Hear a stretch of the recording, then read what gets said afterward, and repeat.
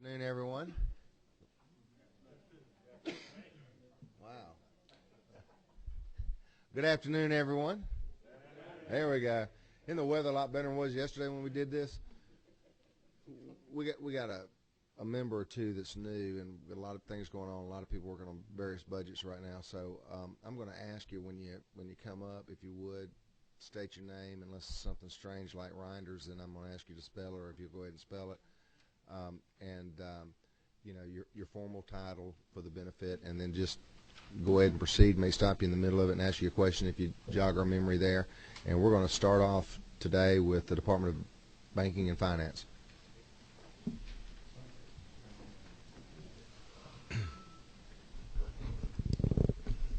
For members of the committee, you'll find that on page 9 of your tracking document.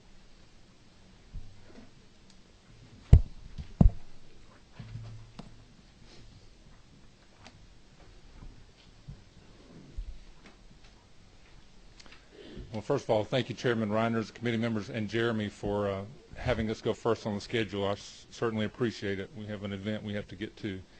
My name is Rob Braswell. I'm the Commissioner of the Georgia Department of Banking and Finance. Of course, we regulate banks, credit unions, the mortgage industry, and the money service business industry, check cashers, check sellers, and money transmitters. Regarding the handout that we gave you, won't really go over that, but just want to give it to you. It still shows all the industries we regulate, as well as the number of each of those licensees or charters that we have at each of those, as well as the appropriations we receive versus the revenue that we bring in. As you see, we bring in about twice as much as we're appropriated. And then also it shows a pie chart there with the problem bank versus non-problem bank status. And so you still see that it's a very challenging time in the banking industry. Although it is improving, there's still some progress that needs to go before we're to back to, quote, a normal situation. The very last page you see is the what we have proposed as to make a 3% cut where our cuts would be made. Of course, most of our expenses are personnel related, so therefore that's where the cuts will be made. And would like to, in section 14 of the tracking sheet, if that's where, if that's easiest to work from, I'd like to go over a few items there.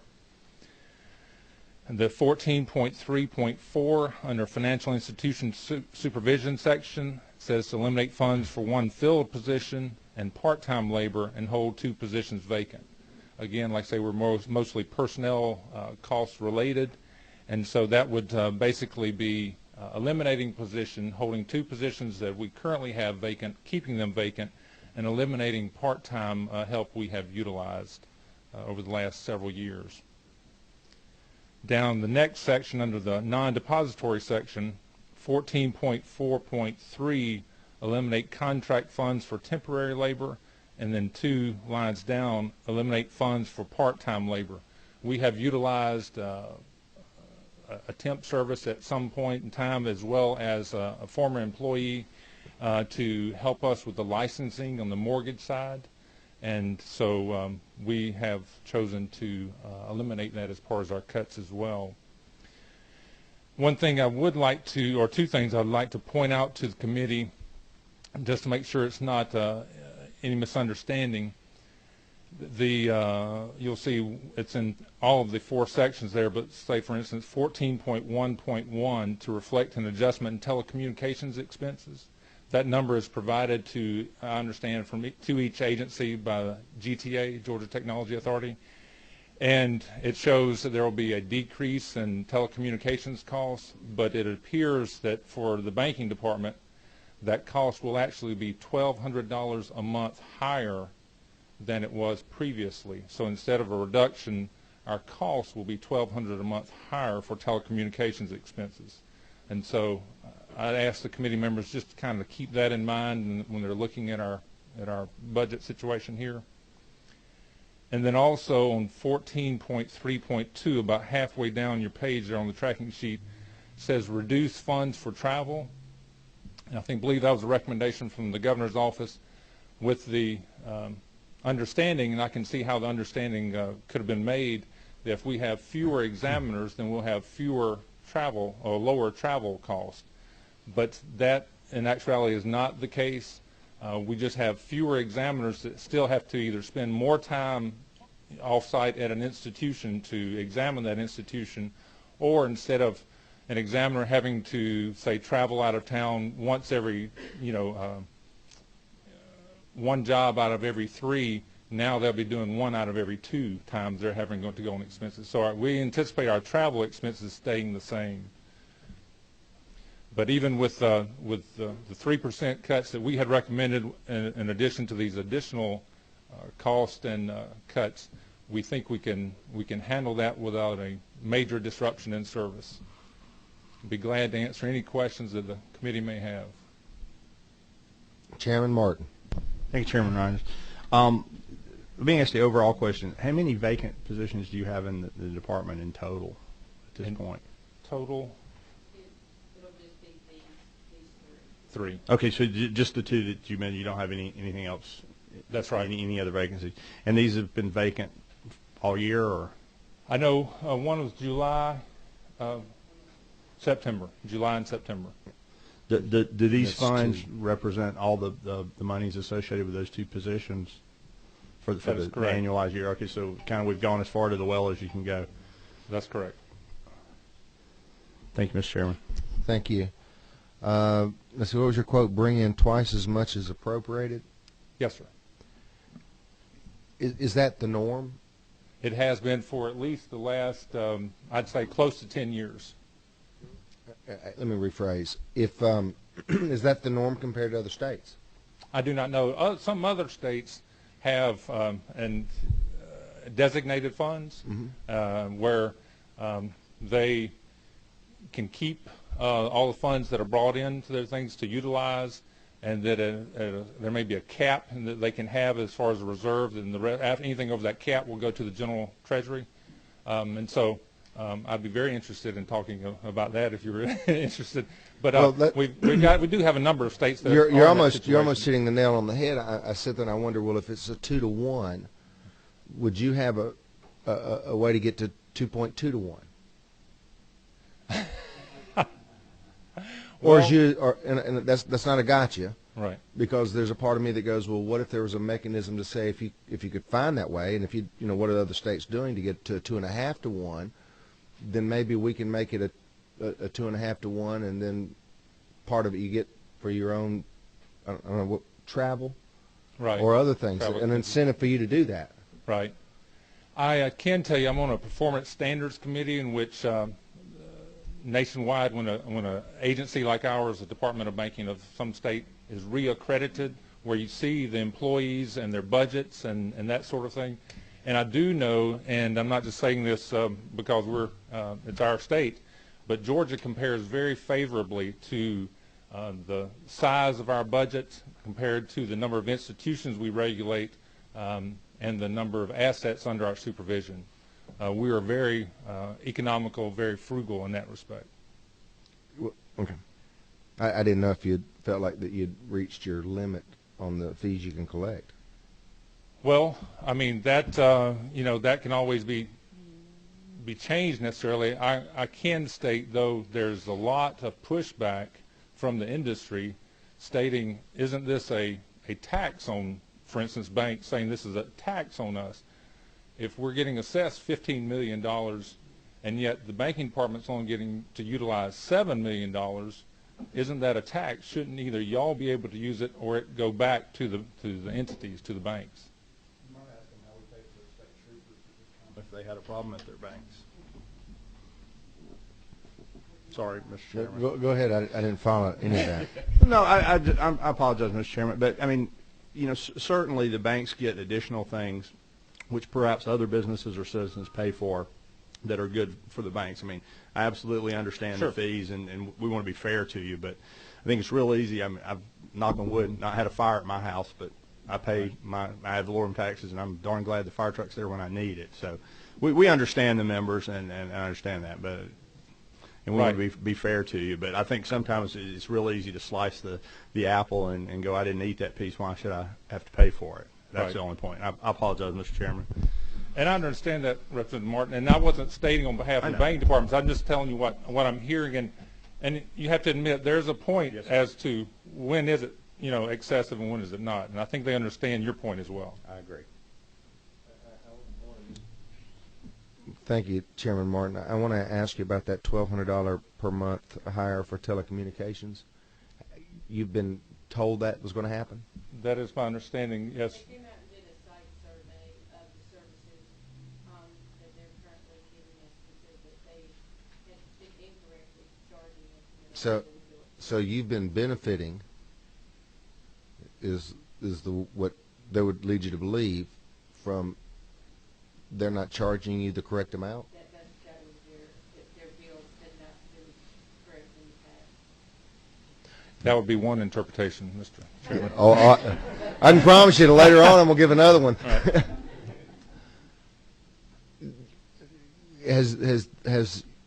Did other than just not charging you what you should have been charged, is there any increase in services as you understand it that you're going to be provided? Did you get that in any kind of documentation, or that just kind of person to person? They are supposed to be giving us a formal something right. Okay. Thank you for that. Any other questions from the committee? Thank you for the presentation. Thank you, Mr. Chairman.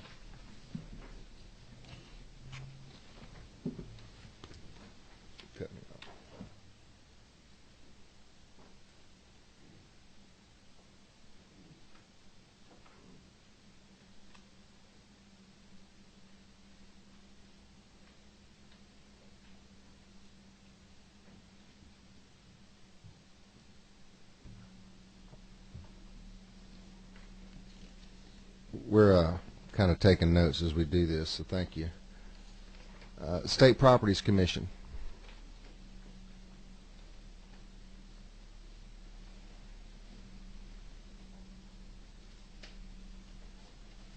Members of the committee, that's page 17. Thank you, Mr. Chairman. Members of the committee, I'm Steve Stansel. I'm the State Property Officer, and under my purview are the State Properties Commission and the Georgia Building Authority and the Georgia Finance Investment Commission, the Construction Division. Ours is pretty simple. The governor has recommended to reduce our expenses by $21,811 for the Property Commission, and for the Building Authority, we do not receive an appropriation. We're self-sustaining, but we will make a contribution to the Treasury, which will be increased by $155,934 from $1.9 million to $2.1 million. Questions from members of the committee? Chairman Martin. Thank you, Steve. Question about the rents. I mean, I know GBA is doing that. How are you affecting the departments in terms of their rents? Well, these days? the Office of Planning and Budget sets the rents, okay? So we sit down with them and feed them the information that they need, and they make adjustments. We look at the market, and we look at where the monies come from the agencies. And that's the reason that it's been determined that we should make a contribution to reduce instead of reducing agencies' rent, take that money and make a contribution to the Treasury. Okay, so that's what I was trying to get at. So basically, you look at how much it costs to run the enterprise, you divide that by the number of square feet you have over. That's pretty much it. We haven't increased rents in about 6 years until this year, and it was raised by 20 cents a square foot to fund the new State Patrol post. And so we just figured out what it would take to raise the $500,000 to operate that, and it was 20 cents a square foot. That's what I was trying to get at, Mr. Chairman. We kind of put the gentleman there in a rough situation with the departments that we ask him to raise money to build things that we need to do on our own, in my opinion, because you're just getting that from one place of the budget. Sometimes the judiciary, sometimes. Well, we the charge labor. there are 3 levels of rent. We've got a lower rate, we got a medium rate, and then for the nicer stuff, it's $14 and something and $12.60 or something like that. I don't have the exact number here, but we do have different levels depending on what the quality of and the condition of the building that they're in. Yes, sir, but you also have sort of a captive audience. The Supreme Court can't move. That's correct. Yep, thank you. Chairwoman Smith. Thank you, Mr. Chairman. Thank you for your presentation. I'm just curious about the old DOT building and the progress of the work in that area. The parking deck, I guess it is. Yes, ma'am. Can you update us on that, please? We're real excited about our parking deck. We are building that with the interest funds that came with the stimulus money. So when we had all the money from the stimulus, we invested that money in this. We're building this with the interest on it. We are about, I'd say, 48% complete with it. The total price is going to be $22,700,000 and some change. We will be moving all of the members of the General Assembly into the lower floors, where most parking spaces are 8 feet to 8.5 feet wide. We're going to make the legislators 10 feet, so you can get your pickup truck or your I knew that's where you're going. all that good stuff in there. Just trying to accommodate you here. It will have 8 levels, plus on top will be 2 heliports. The number of traffic, you can hear a helicopter over there right now. The helicopter traffic's getting more and more here, and we are finding that they can land 2 on that one, but it's scary. So we'll have 2 separate heliports up there. There will be a bridge that connects the parking deck with the legislative office building. So everybody will be parked under shelter, and you'll get on the elevator and go up the 3rd floor, walk across into the LOB, and you don't have to go outside and get wet until you go across the street.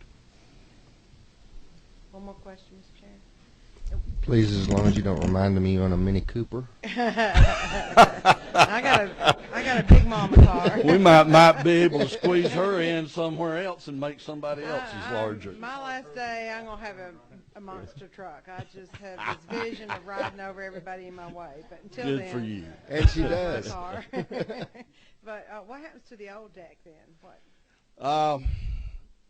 Well, that depends. We have made a plan and shown to the governor, the speaker, and the lieutenant governor, and it's not been blessed yet. What we would like to do is take the top level off, including the heliport. It's unsafe and it needs to be fixed. We'd like to take that next level and make sort of an amphitheater kind of situation there, so we could take all of the rallies that are over here and move over there. Twice this week we've had to close the street out here. Like one day last week we had to close the street out here. That just causes all kind of havoc with the traffic and whatnot. So what we would like to do is move stuff over there. We've worked with Department of Public Safety and to make sure that we can make that secure. They really like, of course they had input into it, but they really like the last thing that the architects brought to us, and allows them to make sure that the public's going to be safe there without getting into the real details. And I just want to follow up on the increased payment to the Treasury. What is the formula, or how do you decide $155,934 as opposed to $35? OPB says that's what you're going to write us a check for. All right, so you don't handle that decision. No, sir. That's done above my pay grade. I just say thank you and go on. Right. All right. Thank you so much. Thank you, sir.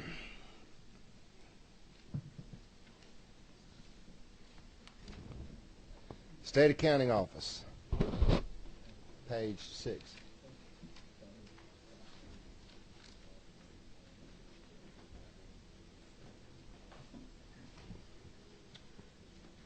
Afternoon. My name is Afternoon. Alan Skelton. I'm the new state accounting officer. Any And kin to such- Red? No, but that's a fantastic joke that I don't get anymore. And I used to actually, I grew up watching it, and the hobo Whoa, series. whoa. How much have you been? Huh? How much have you been asked to give in? Are you new? Yeah, I got here on July 1st when Gray Oh, became the state Lord. auditor. Oh Lord, But everybody look for the pain on page 6. yeah, the hobo series was actually really good. You can't make up now. Go Two- ahead. two What real was quick- his name? Clem? Two, two real quick things that we'll talk about. The first one is 11.1.3, and that talks about eliminating some funds for some training. And what that really is doing, it's eliminating a subsidy that we've been doing to provide for the training. It's not suggesting the training can't happen or shouldn't happen or won't happen. It's just saying if we're going to be asked for 3%, I can't continue to do the subsidy is what it amounts to. The second line, which is 11.1.4, is really what makes up the difference between the 3% and the 90. That's just the math of our 3% was $113,000 and the 23 grand just is the difference. What that will essentially equate for us to do is hold positions open to make it up during the year to make up the 23 grand. It's not eliminating a position forever. It's just leaving some vacant ones open to make it up. You may have to leave one position open for a month, another position open for another month. It's painful because we need the positions, but the same way as we got to get to the 113. So that was kind of essentially the way to make the math work. Questions from members of the committee? All right, let's talk about the Carl Vinson Institute. That's a $90,000 that you're offering up. That if the agencies want it, they're going to have to pick it up. So are you just shifting it to the other agencies that utilize that? Essentially, yeah. If they want the training. But the difference is too, though, you're asking for it's a $400 per person training class, kind of what essentially the math runs out to. So an agency has 3 people go, they're paying $1,200, and spread that across the 50 different budget units. It's everybody paying $1,000, $1,200, $1,500 versus me paying all 90. And it's me paying all 90 with state funds, versus them paying for their tuition with either state, federal, or other, because they've got other fund sources to pay for it with other than state, and all I got state.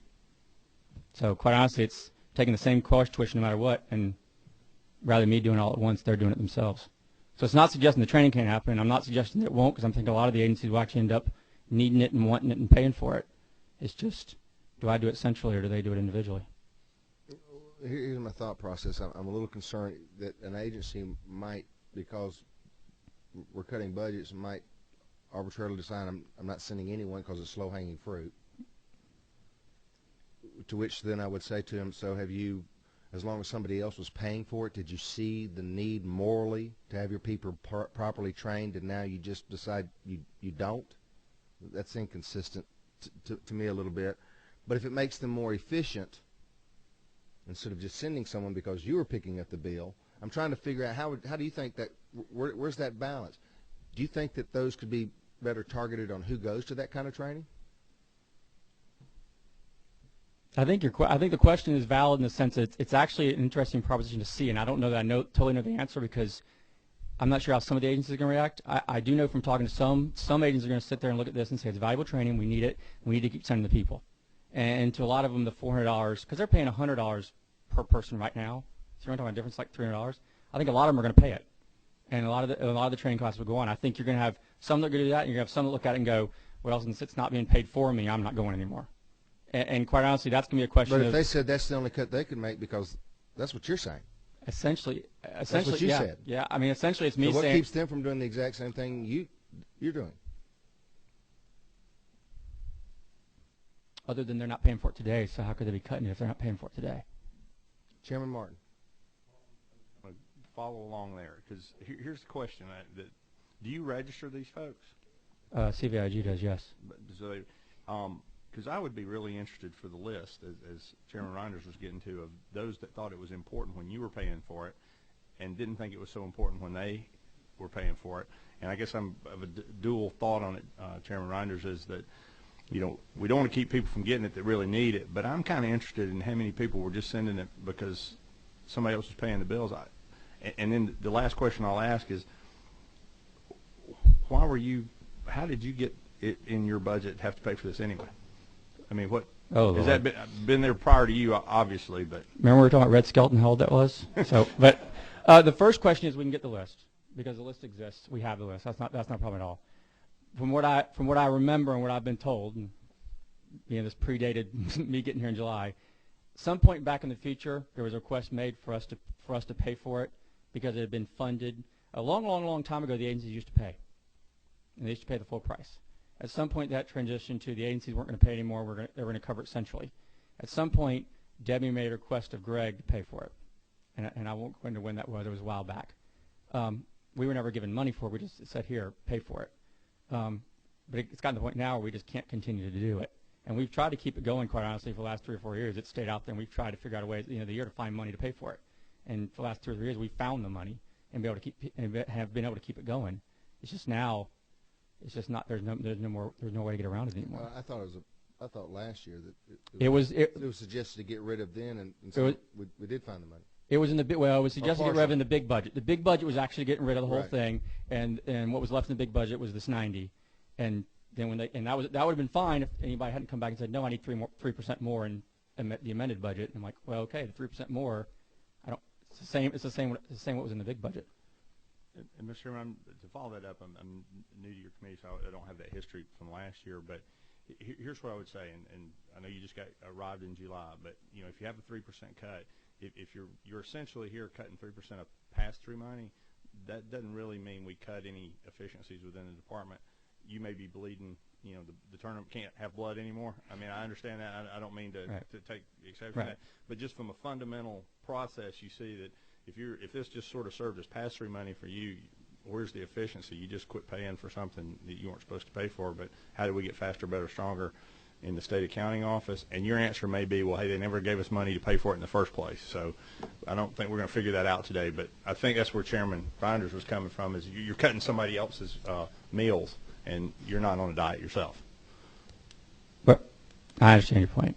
But you may have, again, I'm not taking issue with you because you may have not had the money put in your budget originally. No, the conversation I'd love to have, and we'd love to have, is all the extra stuff we've been doing while our budget's been going down anyways. But that's a separate conversation, right? So I'd suggest we've already been doing a lot of faster, better, stronger with other areas, and this is just the one area where I can't continue to do faster, better, stronger if we got people instead of this, and that's what it would come down to. Understand. Yeah. Any other questions from members of the committee? Thank you so much. Yes, sir. I appreciate it.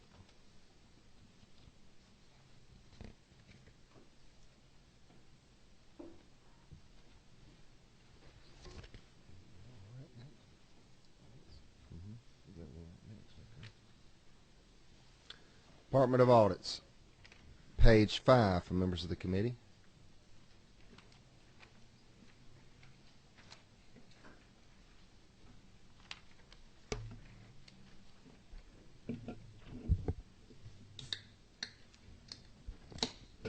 Good afternoon, Mr. Chairman and the members of the committee. My name is Greg Griffin, and I am the State Auditor with the Department of Audits and Accounts. I believe you know pretty much what our agency does, but to be brief, we perform various audits of state agencies, universities, and colleges in support of the state's annual report, or the CAFR. We also audit the CAFR as well as the state's single audit report. In addition, we conduct audits of the local school boards and also conduct a compliance audit with respect to program-based budgeting, just to name a few things. This past year, we conducted 335 financial audits, which include 157 of those local school board audits.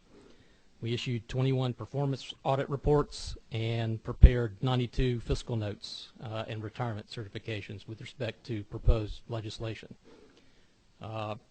You can find more details about our agency and our activities for 2012. You should have received a copy of our 2012 annual report. in your email boxes yesterday. If you would like a hard copy of that report, I'd be glad to provide that to you. Regarding our budget, as you know, we're a department. Our department is a legislative agency, and as such, and consistent with prior years, we submitted our budget to OPB with no changes to the budget, and that's reflected in the tracking document before you. We did meet in the fall and presented a summary to the both the House and the Senate budget offices, a summary plan as to where we would or how we would take a 3% budget reduction. So looking at our tracking report, you'll note that our current state funds are that budget is $30.5 million. Our operation, like most agencies these days, we're comprised of two components, mostly people. About 90% of our agency budget is around people, and the remaining is in fixed, generally fixed operating costs. So most of our reductions would be primarily through our personal services budget, and almost entirely reflected, if you're looking at the tracking sheet on line 4.1 in our audit and assurance services program. So what that means is a 3% reduction to our department is about $910,000. $700,000 of that would come from personal services. The remaining $210,000 would be operating expenses. And again, most reflected almost entirely in line 4.1. And I'll be glad to take any questions. Thank you so much. I'll start the 700,000. That's a 430,000 roughly reduction that corresponds with employee turnover. That's correct. We're managing our reduction through our employee turnover, and we're holding open 5 positions. Right. The 5 positions would equate to, I want to say, 270,000 roughly. Sounds about right. And I'm trying to wrap my mind around the corresponds to employee turnover versus holding open 5 spots. Let's start at the beginning with where my mind's going for $430,000. Is that typical employee turnover every year? Yes, it is. We have been. I'll ask. Keep me straight, Carol, but our department has averaged about 14% turnover. Okay, and I would assume, based on the information that I've collected a little bit, I would assume that some of that is ongoing training and. You answer the question. What do you think? 14, is that higher, or is that going to be the norm? I believe it's the norm, particularly in today's environment. We are, again, we're a CPA firm, if you will, and we're going to lose folks as they progress through the organization. We are losing a good number of those folks to clients that we audit, such as those local school boards, who generally are paying folks a little bit better than what we are able to do. Okay. So I would say that turnover is and here's my logic, and I'm not a math guy really, but I'm sitting there going, well, if you've got a normal turnover rate of 14% and you're offering that up as a $430,000 cut, what were you doing when we weren't asking for cuts with the money since you had the same 14% turnover?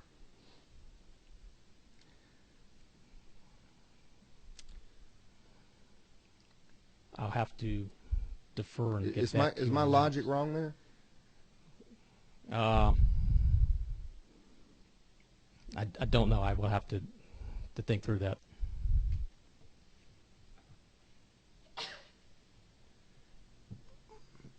Okay. You've got a reduction of $208,000. This is composed of mostly travel as well as training money?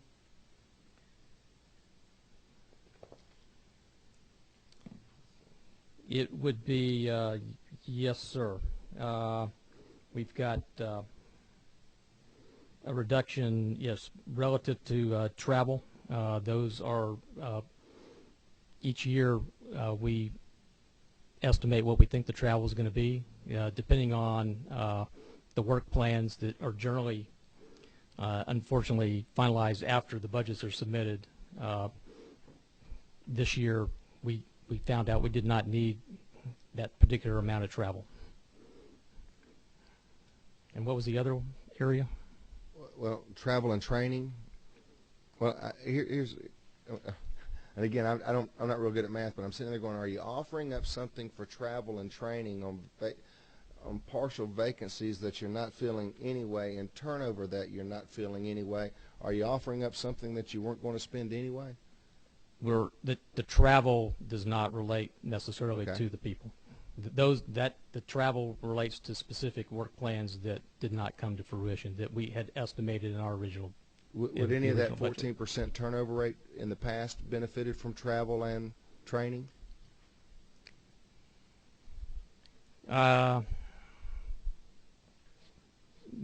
don't know. I can't say. Okay. Have you ever done a cost analysis if part of the problem for the 14% is a training issue? Have we ever done anything to look at, if I'm giving you a magic wand, let's suppose to you I looked at you and I said, you know what, we're going to give you back this $400,000 to put you a training place because we want to get that 14% down to 10 or 8. Have you ever looked at how can I get my turnover rate lower? Not yet. Again, I've been in my position. Right, since, I know. So those are just things to think about as we move forward. Training, absolutely, and you'll know one of the initiatives we need to focus in on our agency is training for our folks. We've heard that for years, and that's why I'm sitting there. And when I keep hearing that, I don't care who's out there. Please let me finish. I don't care who's out there. When I keep hearing the same thing over again, at some point I get to ask you, what are you doing to fix it? Right. We might be losing a small percentage relative to the fact that we're not providing the training, but also, again, if we look at the data, I think it's, again, primarily relative to pay, work-life balance. When we lose those folks to the local school boards, again, higher pay, less travel. Their commutes are much shorter to those school boards than downtown. And finally, what I'd like to personally have as we move forward is, you're right, since you get to do the audits of those school boards and you also of their school systems, and you also cite that as the place where your example where you lose your personnel to. It seems to me it'd be very easy to show me where so-and-so was making $60,000 a year from me and he's now hired by the ABC school system at 82. There's an old saying, evidence defeats disbelief. We'd be glad to provide that data and that would be and have just that an easy one to sit there and go, hey, look. Absolutely. Absolutely. Any other questions from members of the committee? Thank you. Thank you much.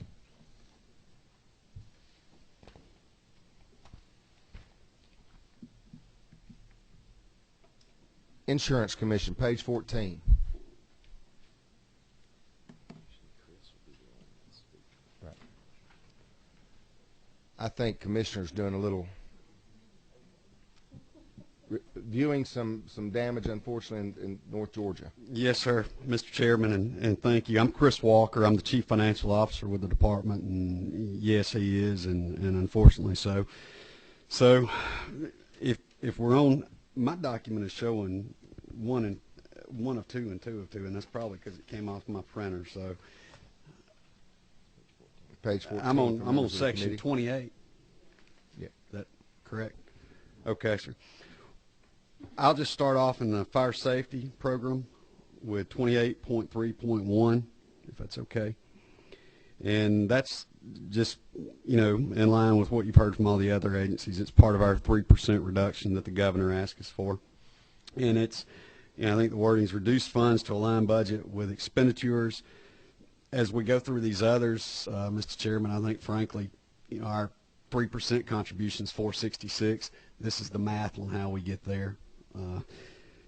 Moving to the next item, reduced funds for operating expenses, 8,332. This, again, is part of the 3%, and it was derived by the fact that I think DOAS had some numbers earlier in the year.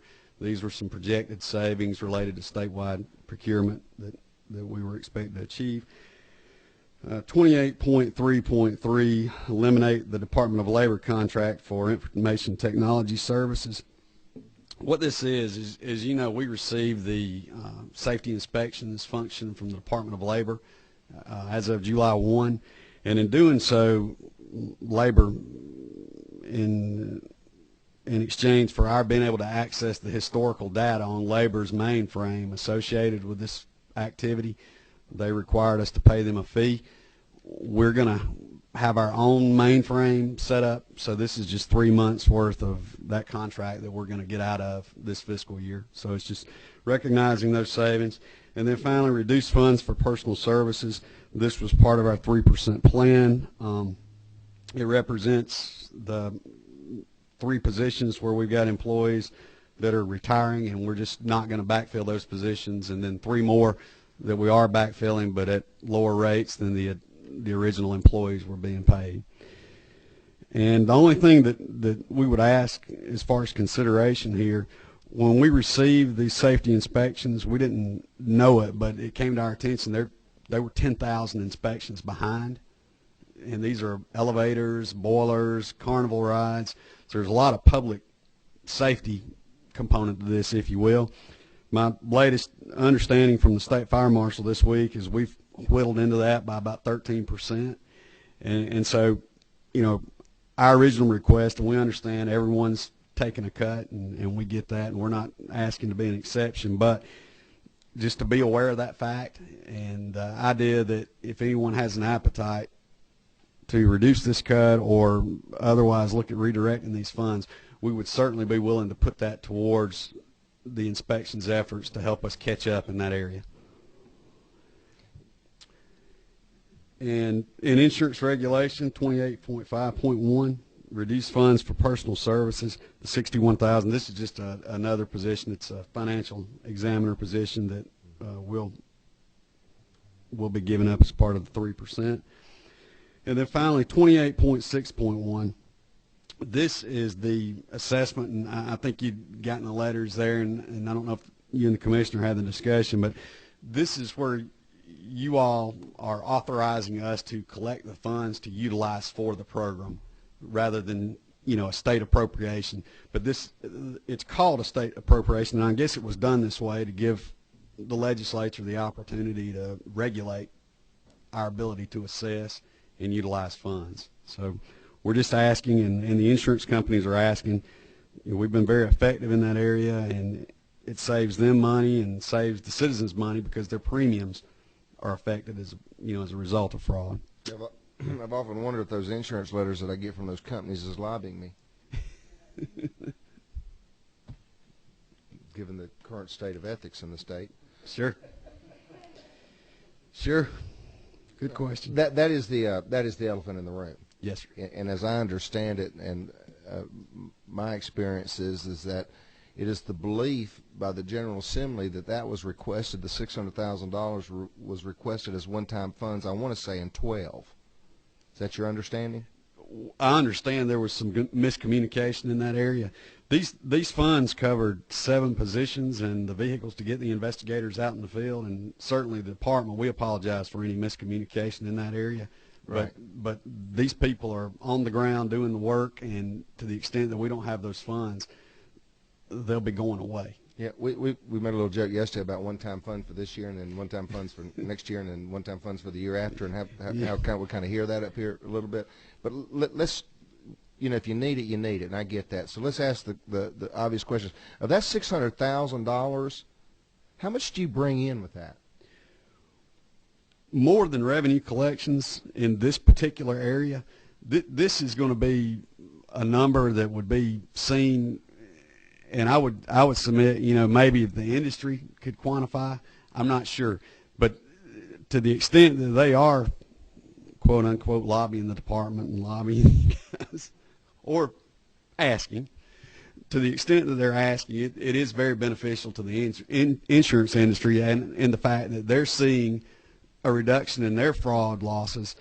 And certainly at the end of the day, that cost is not being passed along to the citizen or to the insurance via the fact that they're not losing the money due to fraud. That question I've been asked an awful lot, and I don't have an answer for it. Sure. I know earlier someone presented, what was the department that told us, banks and financing, that they were giving a 2-to-1 return? 2-to-1, I heard that. 2-to-1? And so I want to know, what's the citizens of Georgia getting on this return? Well, as far as the $600,000, I'm going to submit to you that we would have to go to the industry and look at some type of detailed analysis on, for company A, what do you believe this is saving you or saving the general customer in premiums each year? I've heard people say that there was an estimate that as high as 20% of all insurance claims were fraudulent. Now, I don't know, whether or not we buy that number or not, but the fact is there's a significant amount of fraud within the industry, both, against the companies and against the consumers, and that's what these people are doing. They're going out. I know we had an operation over in West Georgia a year or so ago where these guys were going out crawling on top of people's roofs. Maybe they were people who were not able to get out and see what was going on, elderly people, things of that nature. They were actually damaging the roofs and then coming down and saying, hey, we'll take care of this, we'll file it for you, we'll work with you on the deductible and everything. Well, it's just out and out fraud is what it was, and at the end of the day it cost everybody money. As far as the insurance commissioner's office as a whole, we contribute just a little under $1 billion annually to the state treasury in collections, but from this specific piece right here, the benefit is more to the general public. It's not in actual collections because we're not collecting fees from anyone. Well, and I'm not. This is a big issue. This is y'all's biggest ask. This is Yes, one sir. of the biggest asks that our committee is going to get. So we really have to look at this and take this serious. And I apologize because I'm not an insurance person. I but understand. my perception has always been that insurance companies do things based on risk. Correct. That they kind of keep up with things statistically. They know when the average person is going to do this and what causes this. I've seen a commercial said, do you know that, bites from dogs account for a third of this? So, I mean, they got to really be keeping up. So there's a part of me that says, well, you should be able to immediately pull, before we funded this, how much fraud detection went up because we did fund it. You follow that logic? I'll tell you what we can provide. We can provide the number. If you caught 12% of fraud then, and we funded this at $600,000, and you caught 13%, we can tell you, we can get at some of that in-house, just a number of cases that we closed, whether it was prosecuted. Again, we have to rely on the local DAs to prosecute and actually, do something with it. But we can give you that information. Number of cases prosecuted, number of cases closed, that type of information. We can certainly give you that. And what you'll see is it way more than doubled when these funds were made available to the department, when the companies were able to pay for it. And that's the reason they've asked for it. I mean, they saw the results. So, do you know how much the insurance companies pay back to the Treasury in these fees? Did the insurance companies pay back to the Treasury? Well, I would say this, as far as payments back to the Treasury, we've got the insurance premium tax, and that's part of that $1 billion annually that or almost $1 billion. It's somewhere around $850 million annually that we're putting in the Treasury. It's a significant portion of that, as well as licensing fees for their agents. Okay, we may tackle that a little bit more in 14, but any other questions from members of the committee? Great job. Thank you. Thank you, sir. I'll get with Yeah. y'all on that. Thank you.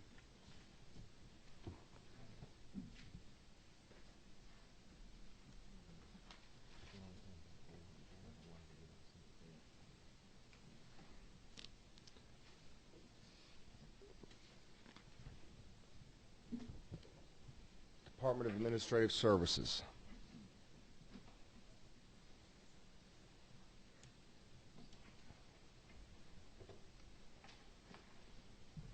Good afternoon, Mr. Chair and members of the committee.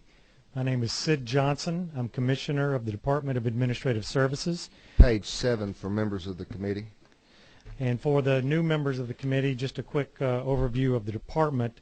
We have 5 business units that support agencies and local governments, and those 5 business units are procurement, risk management, fleet management, surplus property, and human resource administration, which is the old state personnel administration, which we got in July of last year. And then the fifth or the sixth budget program is the administration program. Most of our funding is other funds generated through our services, like state by contract fees, who are paid by our customers, agencies, and local governments and others. We've been working very closely with Jeremy, and I'll be glad to go through individual items on the tracking sheet as much as you want to. I would like to bring your attention to the risk management area in particular, and highlight a request for an infusion of funds into the Peace Officers Indemnification Trust Fund. This funds police officers, firemen, and other folks, peace officers who are injured or die in the line of duty. They get various sums, whether it's a lump sum payout or annual annuity. In the case of death, for instance, they get $100,000 paid over a 5-year period. Unfortunately, we've had a great need and a drawdown on this fund, and we're at a point where we need an infusion of funds, and we're asking for $500,000 in the amended budget and $1 million in the FY14 budget, which we'll deal with in the next time. So that's the big, and you've got, I believe, Paulette, you've got there as a handout some information about the Indemnification Trust Fund. You see the numbers. In FY12 we had 7 new claims. In 13 we expect 9, and that's what we know about today, and we're only roughly halfway through the year, so we could get some more. And you see the budget recommendations down there. So, Mr. Chairman, that's any questions about indemnification? Members of the committee?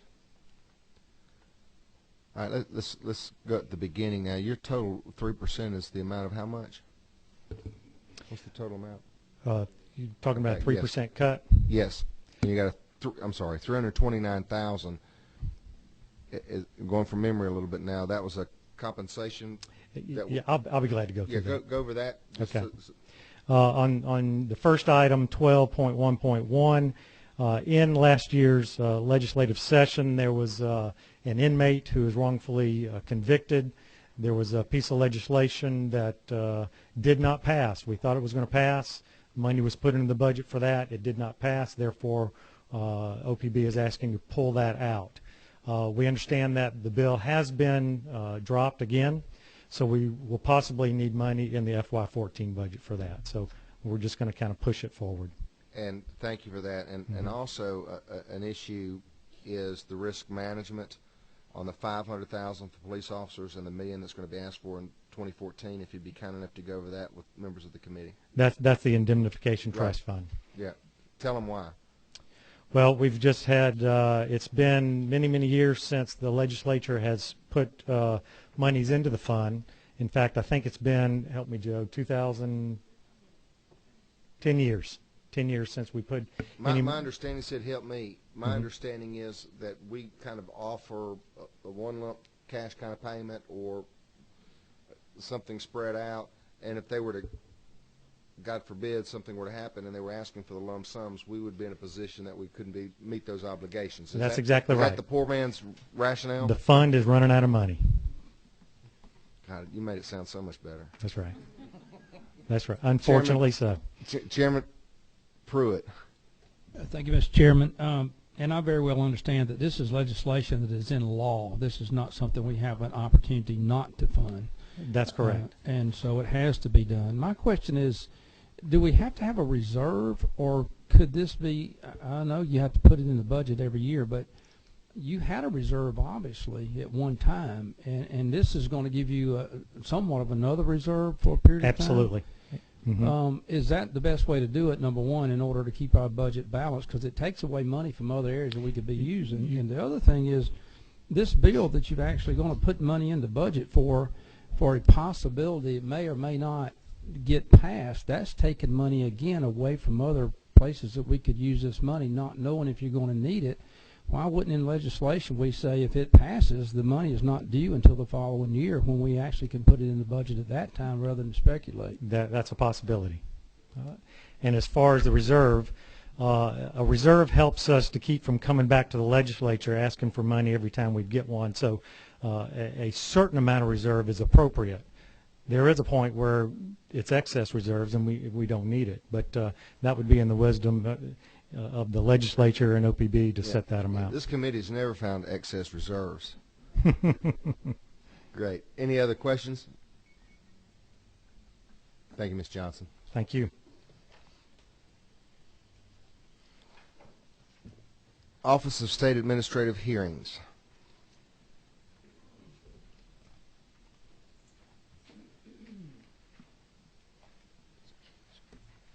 That's a good question.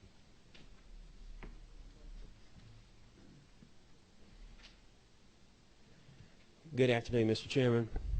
My name is Max Wood. I'm the Chief Judge of the Office of State Administrative Hearings.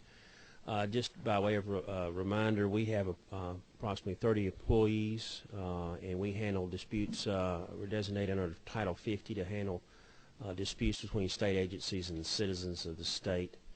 Some of the agencies are delineated in that statute and are required to use us. Some agencies choose to use us, and that's where we get some other funding. We're prepared to absorb the 3% cut. We lost a judge last year, and although that's been a workload issue for us, it's been from a budget standpoint, it's been made the cuts a lot easier to absorb. And then some of the other funds that we're going to be able to do without are funds that were set aside for the newly formed tax tribunal, which was budgeted beginning last July but not staffed until January. So that's where $100,000 was taken out. So we can make do with this, and we would be glad to answer any questions you have. Chairman Martin. Was the tax tribunal not scheduled to be staffed until January, or did it just take you that long to? No, it was the jurisdiction didn't kick in until January. It was the appointment was made by the governor in January, but the funds were already in there. But it was funded starting July. Mm-hmm. It wasn't contemplated. It just seems odd to me. Maybe did they bump? Maybe when the legislation was going through, did they bump it back 6 months? Perhaps. Okay. Question: this is relative to the budget. Are they up and running and yes, hearing tax cases? judges here, learning the budget process, and we don't want. He doesn't need to learn the budget process. We just want him to clear the tax court so the Superior Court judges get out of our air. So. Yes, sir. Thank you. Good to hear that. Mr. Wood, I'll pick up on Mr. Chairman Martin's point, kind of. There's a pattern we see sometimes where agencies come and say, give us this for this year. mm-hmm. And then what they do, because they're not ready to roll it out July 2nd, they sit and they hold it in case we have to come back. Mm-hmm. And that's causing us, well, did you need it to begin with, or did you intentionally hold it open? Mm-hmm. And we're trying to find out what that reasonable balance is. And it's not just with you. We see that across the board. Right. It's kind of a, so you're offering on your new cut something that you didn't really have to have last time anyway? Right. But that's causes us a little problem now. The Georgia Tax Court. Mm-hmm. How much should we give you for that? It was 400,000, 300.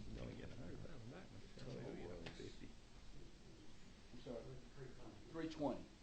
326. Yes, sir. That was for a full year. Yeah. We're going to go there. 326, and that was up and running when? I came on board January 2. And how much are we getting back? 100,000. See, if we're halfway through the year, you know what my logic says? We should get back 163,000. Oh, Mr. Chairman, And I know you just can't prorate like right. I mean, like you do your tires, but we've got. I mean, we've got significant startup issues. We've got the website. We've got get staffing up. So there's a lot of front end costs. so in the future, we won't have that front end cost. So we won't have to ask for that much more in the future. Well, you can't have it both ways. Well, Mr. Chairman, if I may, part of the issue is we're very much in ramp up stage now, and there's great speculation and uncertainty, and I really want to stress that about what the caseload is going to be. There is one scenario in which there's this flood. There's one scenario in which there's a trickle. I honestly don't think we're going to have any real insight until probably middle of this year. So I'm hopeful that for next year's budget, Middle of this year. I mean middle of this calendar year, so the end of the current fiscal year, I think we will probably have much better insight going forward next year. But it's very difficult to project at this point. How did you come up with the exact amount of 100,000? Have to turn to John Berger on that. I mean, John, really, why wasn't it 108? We could ask the governor Okay. I mean, I like round numbers. It makes it easy to do the math. But it makes me wonder, did you get the eraser out really? All right. There's a lot of unknowns with the tax court, obviously. That's specific. Right. You know, right. we just So there's a chance there'll be some left. Possibly. Yes. Now, if we were betting men, what would you tell us? Chairman Martin. Chairman, I hope you don't have to go to the tax court anytime soon. That's all I want to say. No, on a serious note, I understand it, but the chair's right. You can't need it for startup costs and then need it annualized. But I understand it's good. I just, you know, from somebody that's been on Ways and Means, you know, a long time and seen that, and also had some dealings with the Superior Court. I know they're counting on you guys to do a lot of heavy lifting. So, welcome aboard, and you learned a lot about the budget process, as the gentleman said today from Chairman Reinders. Thank you. Any other questions? We appreciate what you do. We look for flags like nice, easy numbers and go, what's the odds? Thank you. Is this the last one we got, Jeremy? GTA.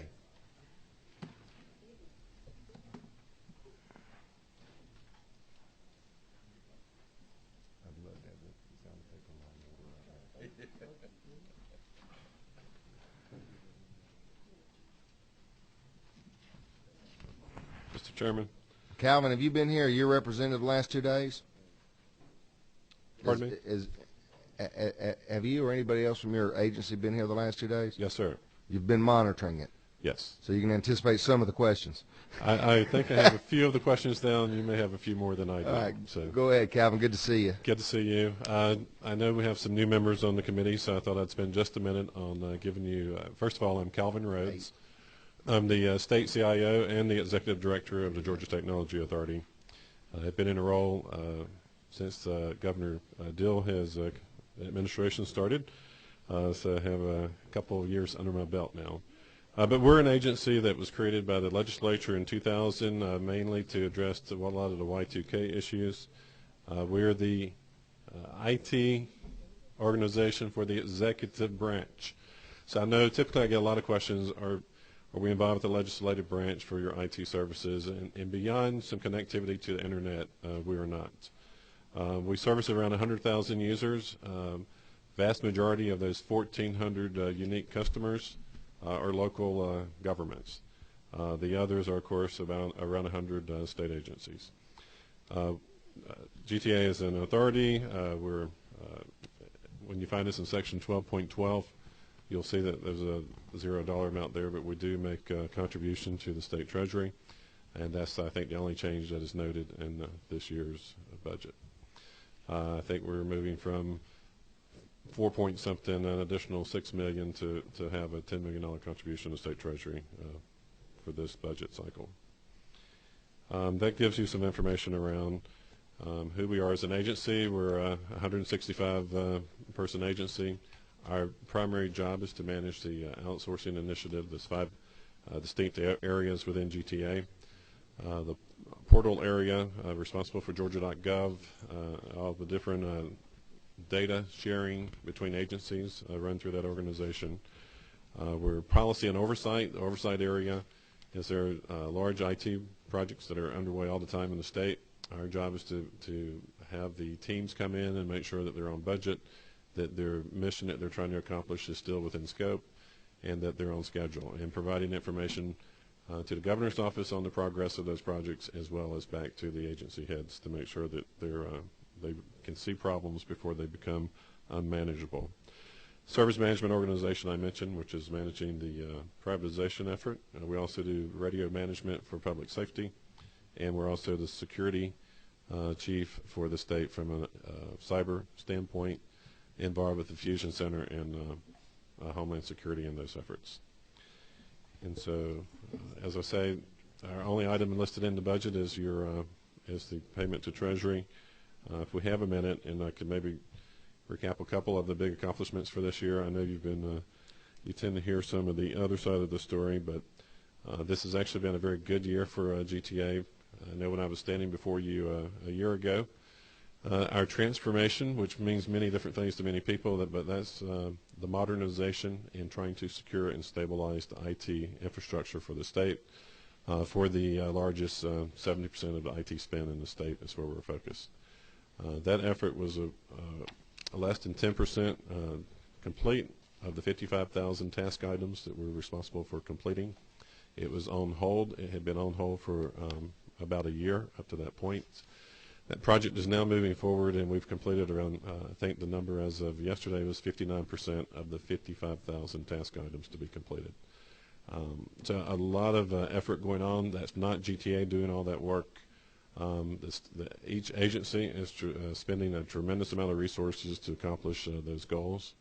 I think we only have to look to some of our surrounding states to see the importance there. I mentioned security earlier. We've gone from a state where we're seeing literally in a couple of years millions of data breaches to down, I think this past year, I think the number was 78 actual individual records, related more to some bugs in some applications that we had to report as a state. So tremendous progress in that area, and I know probably most of you heard the issues in South Carolina, and then the one that was just announced this last week in Alabama. Again, hundreds of thousands of records. And our threat level used to come from organized crime in that area. Today it is nation-state sponsored terrorism. The number that I try to share with people to try to give you some scope of what we're dealing with is the fact that those attacks are coming every day, every minute.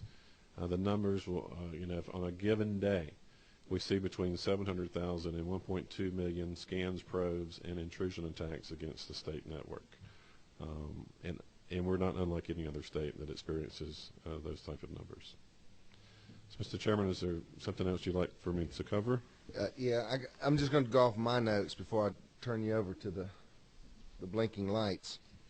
How did you decide, or how was the decision making on $6 million to the treasurer?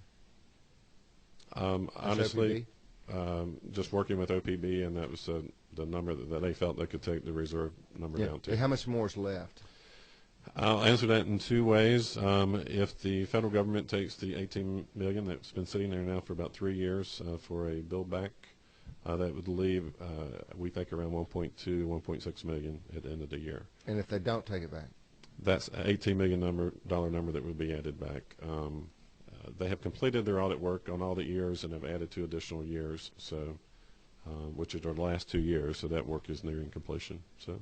All right. Yesterday, Georgia Drugs and Narcotics said they got a $35,000 increase from GTA, and meanwhile their server still doesn't work. I did hear the comment about the server, and I think the comment was even made that it was unplugged. So fortunately, we had our team go back and check. The server is running. It's an application server, so he was correct in pointing out the fact that it should not even be on his bill. I also checked to see if there had been any requests to do anything about it, and there had not been. Well, I'm gonna be honest with you. That's a great point. A couple of us talked yesterday, and I don't care what agency it is. There's a part of me that said, well, did you intentionally not get your server fixed just where you could come in front of the committee for the purpose of? Well, Mr. Chairman, there's more to that story also. There's the server is not being utilized, and so if there is not a need for the service, this contract is very specific. With a 30-day notice, that can be turned off, turned in. That includes in the state, we destroyed disk drives to make sure we protect data that it's done in following the procedures adopted by the state. But you can justify the $35,000 increase to that agency. I can't speak enough to the 35,000 because on my notes I got from the meeting yesterday, it did not note the 35,000. I think they were saying that's what they were being charged for some services that they were using. I got 35K increase from GTA. All right, and that one I'll have to check in with you, Mr. Okay. If you know that. And that's, and I don't expect you to necessarily. I told you I was going to give you my notes. Who do we have today? That was banking. With a $1,200 increase? That was monthly? banking. So unfortunately, I sent a note and got a response back because honestly, we send out it's tens of thousands of line items on our bill every month to agencies. The missing part of the story, it is a $1,500 per month amount. Agency had us turn a 3 megabit line up to 20 megabits, needing more broadband connectivity, which is we rely more on technology. That wouldn't be an uncommon request. I, as an agency, honestly, we're the power company. I don't ask you if you can have more power. We simply charge you for it if you need it. We do have some individuals who try. So that wasn't an example, which was explained to this committee. That wasn't an example of where a mistake in y'all's billing earlier. You should have been charging $1,200 the whole way. No, sir. There's no issue with it was a mistake. That service was turned up in January, and it's a legitimate charge on their bill today. What if we were to say to you that we wanted a monthly accounting every year, right, from the start of one physical year to the other, for all the services that you provide and how much you charge for those? Just like you said, a utility, and I get that, right, but a server is a server is a server kind of thing. If an electric company has to come before the PSC for a 6% rate increase, if we got agencies telling us that we can't build our budgets because of the uncertainty of what our IT cost is, to me, I kind of know what my water bill's going to be. You know, could you provide that? I could. I think the other piece of the story that we have to talk about and make a part of that conversation, and again, acronyms, were RFS's, requests for solutioning. We get those every day from agencies, and trying to help them engineer and design a stable and secure, whatever they're asking for. I think the 5-year cost of what's currently in the pipeline today is $30 million worth of requests. Doesn't mean they'll execute all of those, but the state tends to get positive responses to about half of the requests that come in. So there's a significant increase that we'll continue to see just based on agencies adding more services. Now, I'm not standing here saying that that's a bad thing, because some of the ones that I'm directly involved in, like a time and labor project, where we're automating how agencies collect their time and report their labor into PeopleSoft.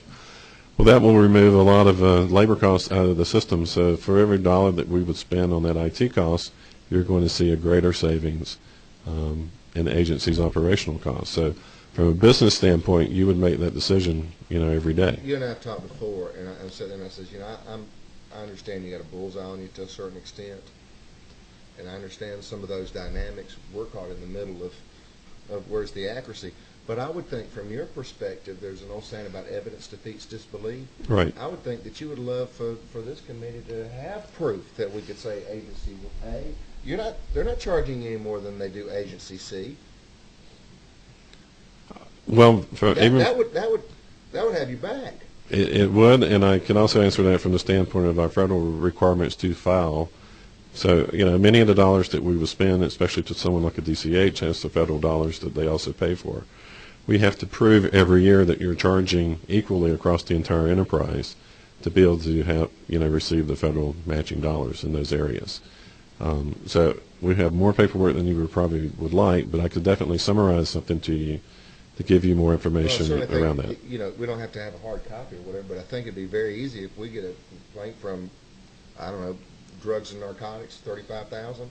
It sure seems like that you should be able to have an evidentiary kind of base that you could go, no, that's not true. Right, and Mr. Chairman, I think quite often in some of the discussions that I get into, it's like, I could go buy server X for X dollars, and you're charging me 2 and 3 times that amount. And when we made a decision 5 years ago to move in this direction, some of the areas that the state was not doing, and you've heard me talk about them before from the disaster recovery standpoint, that we're not just having a paper exercise, but that we can actually demonstrate that we do that. So once a year in Boulder, Colorado, agencies work with us over a couple-week period where we actually prove that we can stand up systems, agencies log in, so that type of effort. Well, there's no charge for that disaster recovery component. It's built into all the prices that we charge to agencies. The biggest component that people often neglect to include in those discussions is the right around 1,000 people that left the state payrolls when we did the privatization effort. Well, that's hundreds of millions of dollars, and so the fact that we have on any given day, from an IBM perspective, a Dell computer perspective, there's 600 plus people assigned specifically to the state account getting work done, and there's a couple hundred folks from the AT&T organization. And they're of course working within a margin of profit. Absolutely. And I often wondered, how does that affect the kind of services that we receive? Representative, Chairman Martin. Thank you, Chairman Rogers. I want to belabor the point. I mean, you and I have talked, and I think you took over a tough place. I think the confusion here is much that we've had directly before is, certainly the moving GTA grew from a while before you and even before your predecessor. It grew from a procurement organization to a procurement and provider organization, whereby it was actually providing these services. So now we've rolled this out to the various vendors. I think AT&T, Dell. Is there right, a third? The two primary contracts is AT&T and IBM. IBM, okay. Right. Hardware and telecommunications. I think that the disconnect here is when you have things that happen, like Department of Driver Services in here yesterday, and their request was 19 offices to go to a T1 line, $200,000. Right. Well, I mean, that's in their budget. It's also annualizing their budget for 2014. And they're not sure, when they put it in the budget, what it is, what they're buying for it. And I think that's what is frustrating to me and other members of the legislature is we believe, we want to believe we're saving money. I certainly believe you're doing it the best way possible, but there's two things I don't believe. I don't believe we're watching the bills as if we were paying for them. There is hundreds of thousands, really.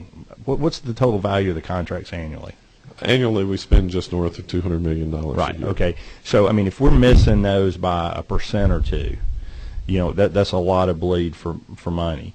And so I think there's a view that we don't exactly always know what we're getting. We're paying for phone lines that aren't live or nobody's sitting at the desk. And the second thing is this, we can get you back up yesterday. I'm hearing from departments, that's just the level of service, which is what I was really concerned with when I sat on the public safety budget and had the GBI and we were going to this, which predates you. I'm not sure that level of service, that we're holding those vendors to the contracts that they sign. Right.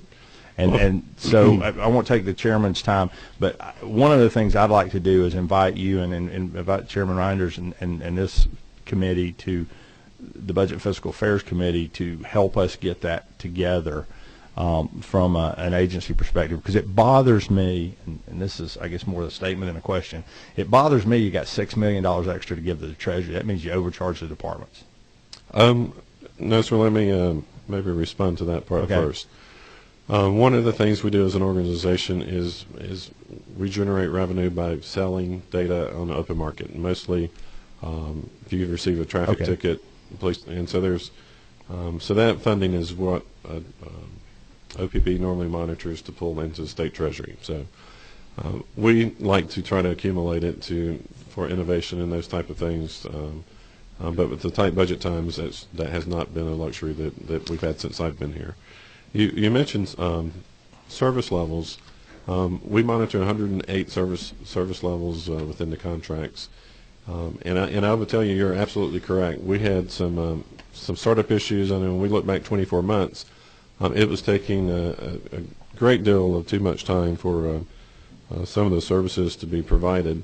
That was one of the issues where I think even talking with Chairman Reinders, where we had brought the service providers in being brand new. This was not our governor's initiative, so we had the opportunity to reset what the expectations were with them, which is when they brought in almost an additional couple hundred people to the account to try to get the services back to where they should have been in the first place. It has been successful, and when you look at we measure things by different levels of severity across the state. But severity 1, severity 2 issues are the ones that I would tend to know about that are happening.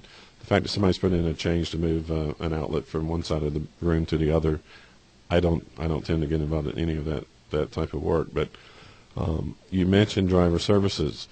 The $200,000 there was, again, driver services was ending up in the news every night because of they couldn't process people through the new Real ID.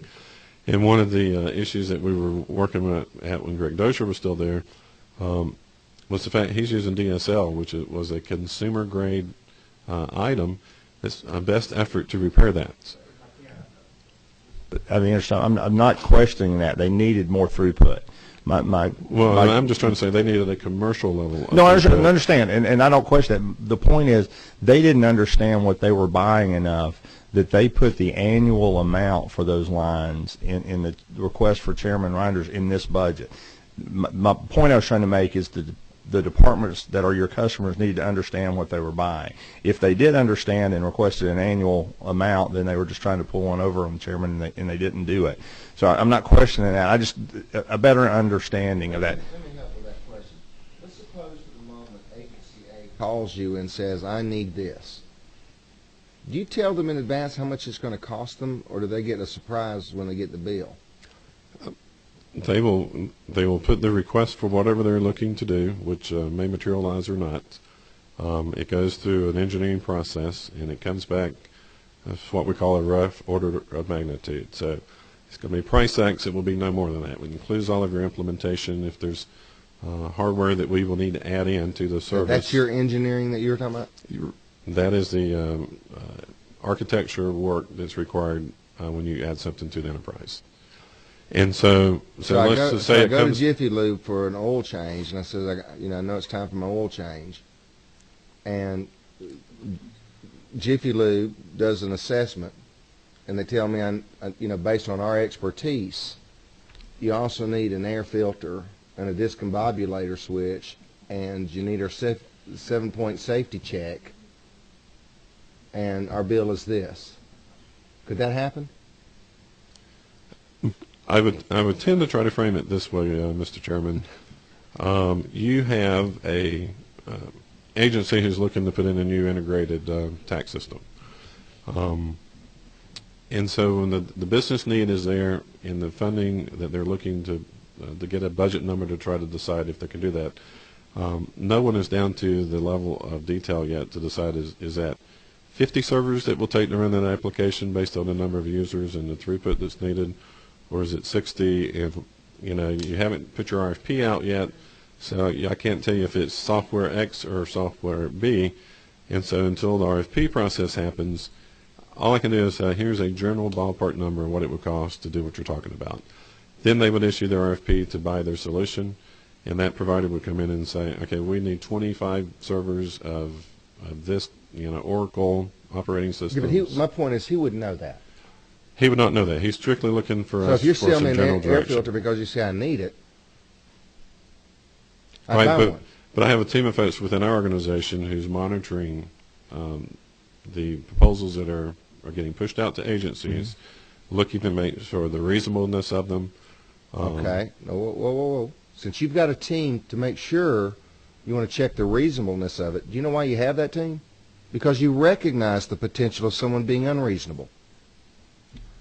Either unreasonable or the fact that no, that's why you have that team. You realize you need that oversight.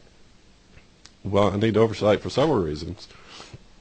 Excuse me, so I'm trying to get over a call. Can you provide us any examples of where the unreasonableness have actually happened? There's back and forth on almost every proposal where you're trying to get to the specifics of what will work for the agency.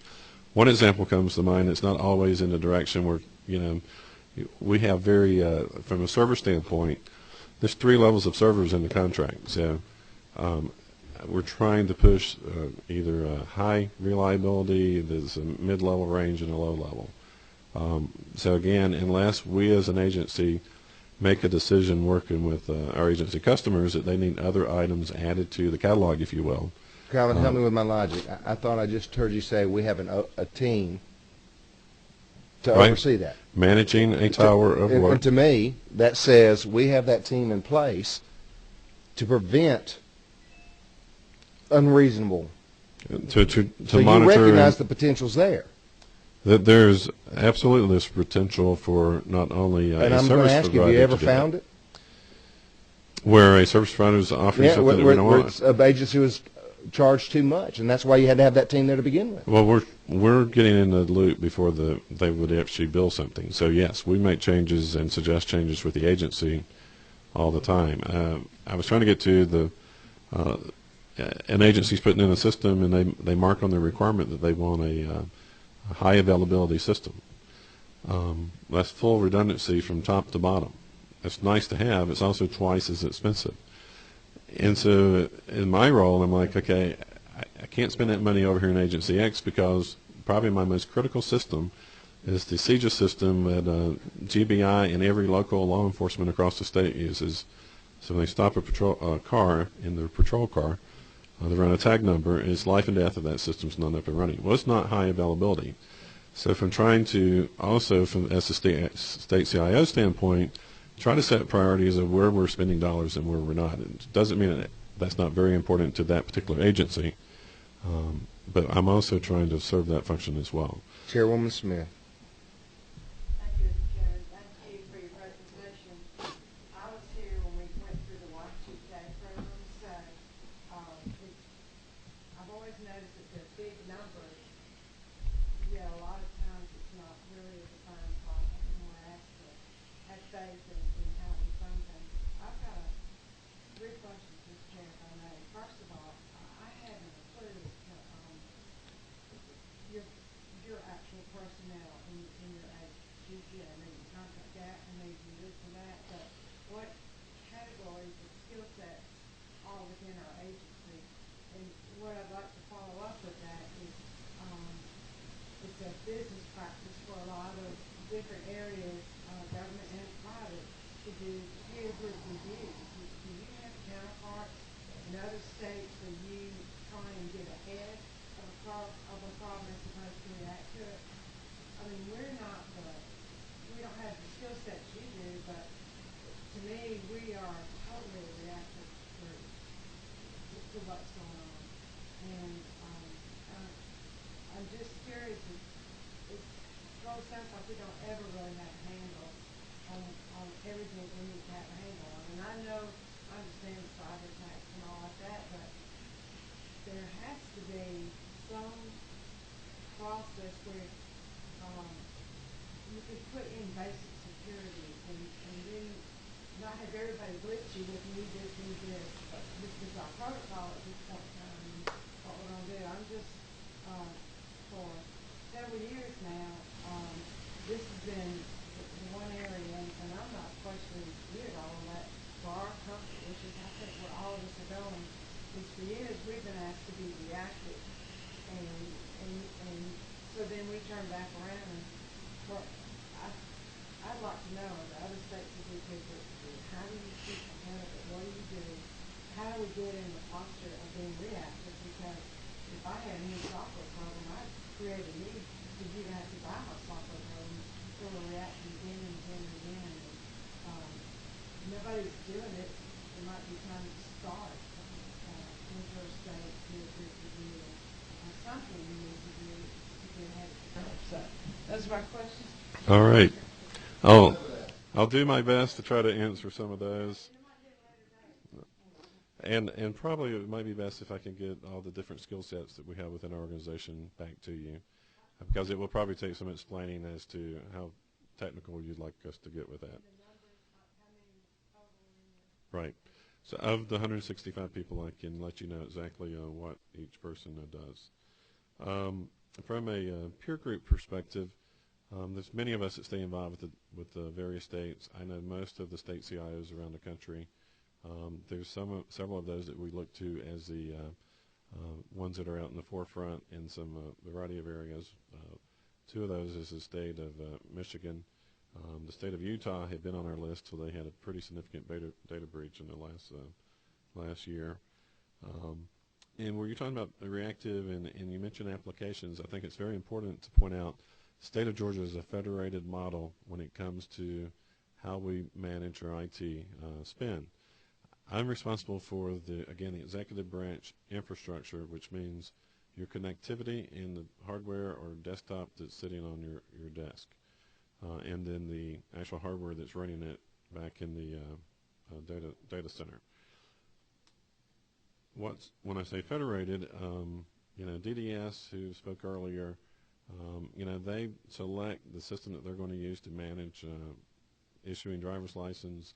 They have the programming staff and all that works to keep the system current, as well as all the other agencies across the state. The Department of Community Health probably has the largest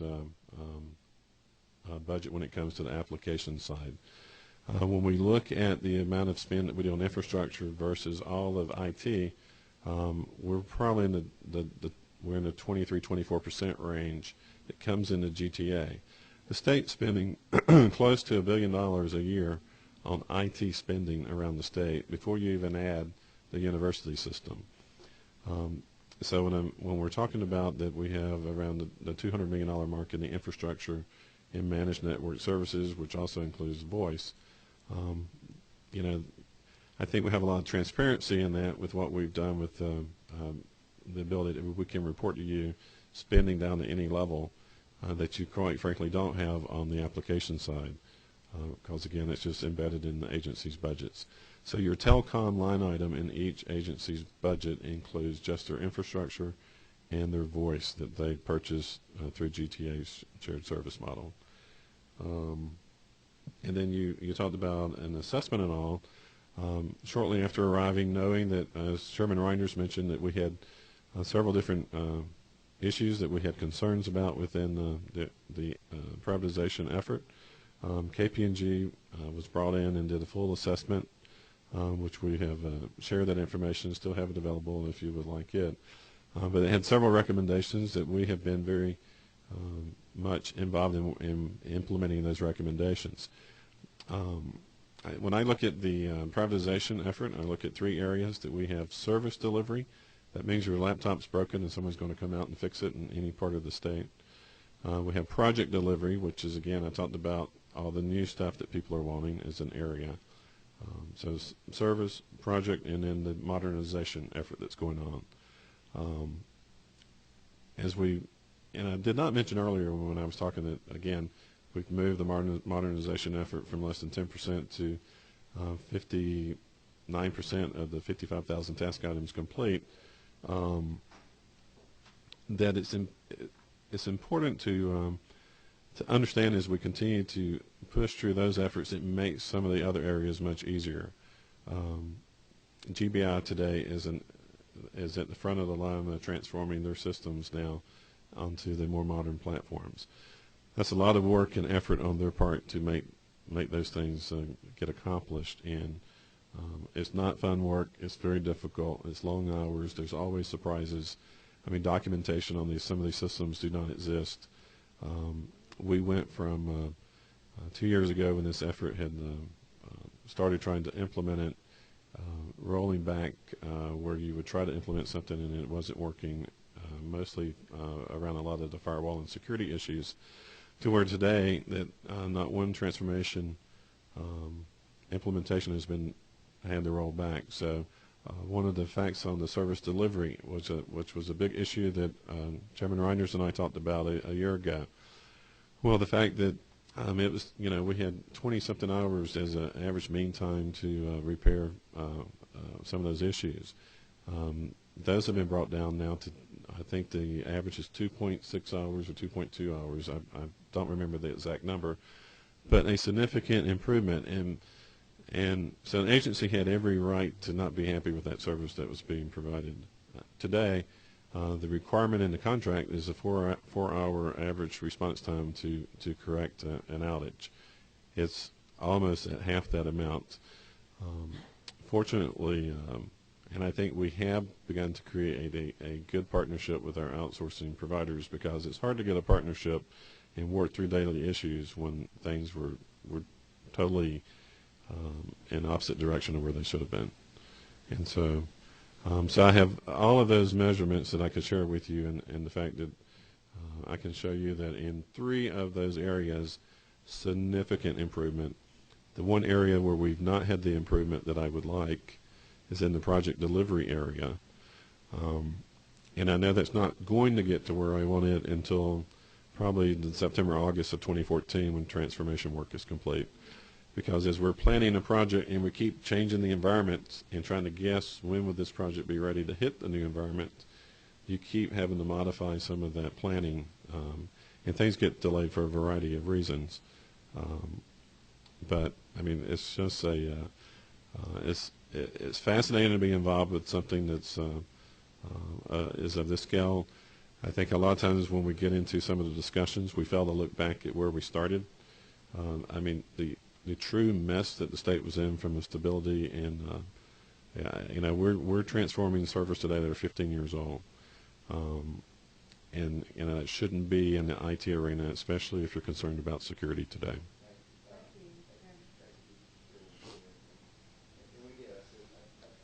Calvin, you can't have people complain about how much it costs and give them bad service.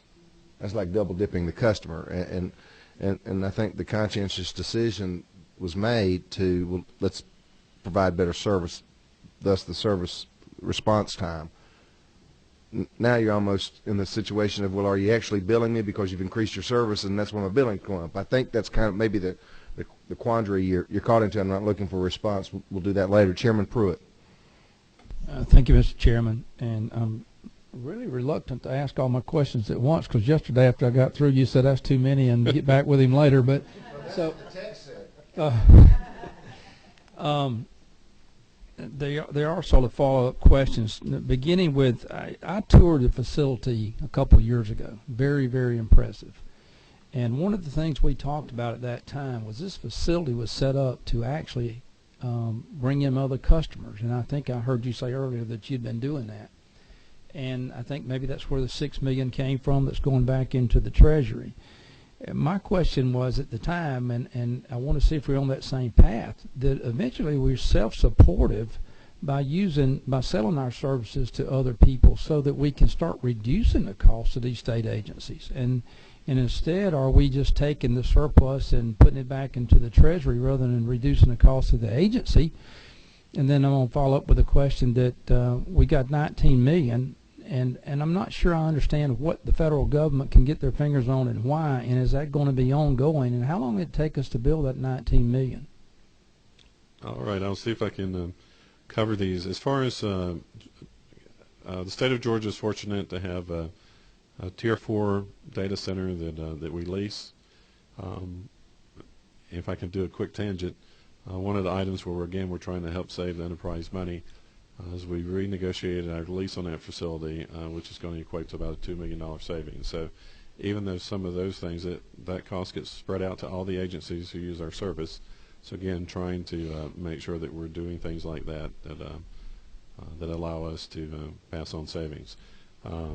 The other piece of that is to move a data center of that size would take a good 18 months, so we needed to be out in front of that fairly early. So it did align well doing it 3 years early. The real estate market's not in the best of place, so we actually fared very well.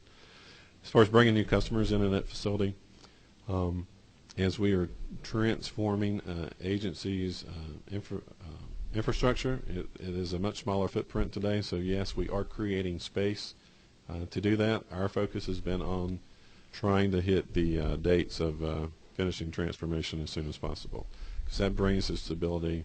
It provides the service to the agencies. And I should probably take a moment to mention agencies that are fully transformed now. I mean, I just don't hear from them with issues, outages, other than if it's a cable cut that we're never going to solve. As far as the type of customers that that I've met with some of the folks that have to either be a form of government to utilize our facility. We've had conversations with neighboring states to see if we could provide them an opportunity to use it. But because of a lot of the data and federal regulations around our CGIS and our IRS data, you're limited on who can actually be in the space with us. That is there's some flexibility it looks like is going to occur over the next couple years to change that because of the Fed's desire to move the federal agencies to the cloud. where it makes sense. They're also we're trying to make sure that they include states in those regulatory changes. Reducing costs to agencies by trying to have a self-funding model.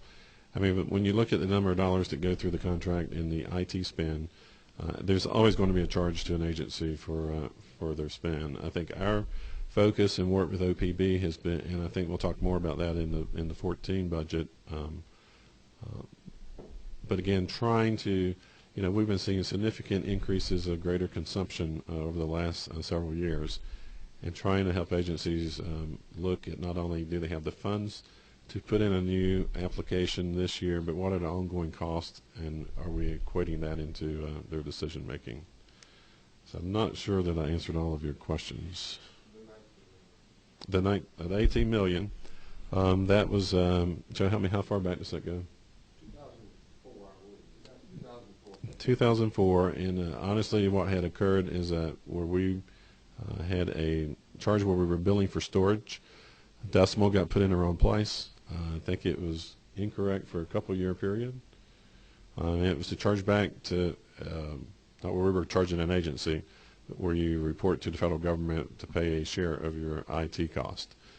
And so that was identified and corrected. That was identified and corrected, and I think it was actually one of the agencies reporting. So I may get over my skis here.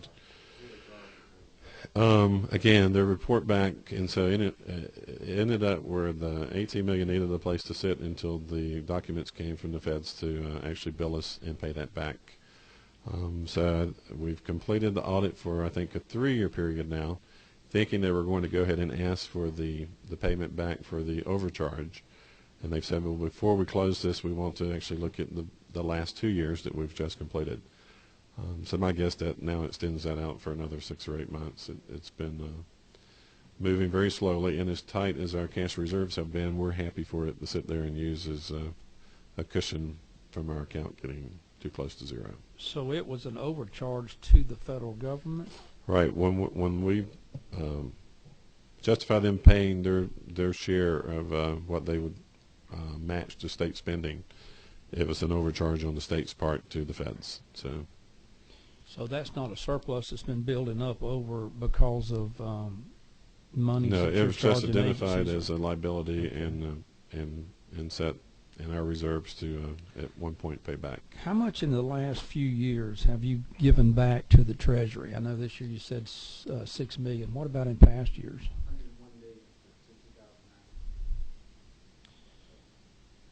And again, this is money that's going back into the Treasury rather than reduce the cost of services to the agencies.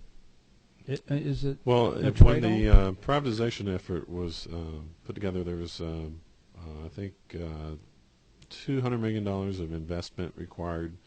There's transformation costs when you're, again, the work it takes to move you from a very old system to do the remediation work required to run on something new.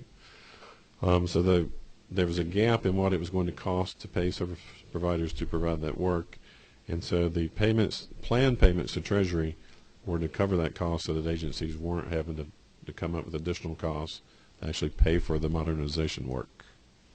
So they were only to pay for the ongoing cost of that modernization.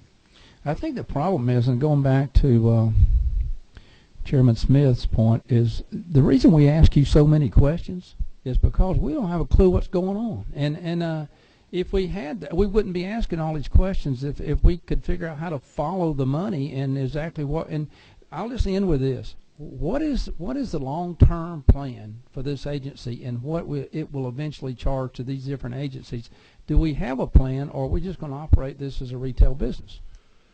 I'll leave with that. All right, and I will answer that, and I think probably the best way to address that is you've got this modernization effort that is going to complete. We believe it will finish again in August or September of 2014. And then we're truly at a very simple model where an agency is, and it is, they're paying based on consumption today. So as you buy more storage, For every gigabyte of storage that I use as an agency, I know today it's going to cost me 85 cents a gig.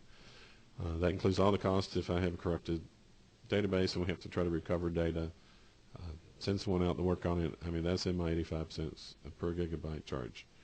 And that's going to stay there. And as more people consume services, the rate will either drop. If fewer people consume a service, the rate tends to go up. There's an amount that covers the base cost of infrastructure and then a variable cost, because the next incremental item you buy should cost less than the the first one, just because of the cost it takes to stand up a server farm, that type of thing. So this is a service model, and I think probably the best way to try to provide information to this group would be to have the opportunity to take everyone from start to finish of how the program works and try to get to what is the enterprise perspective on the program.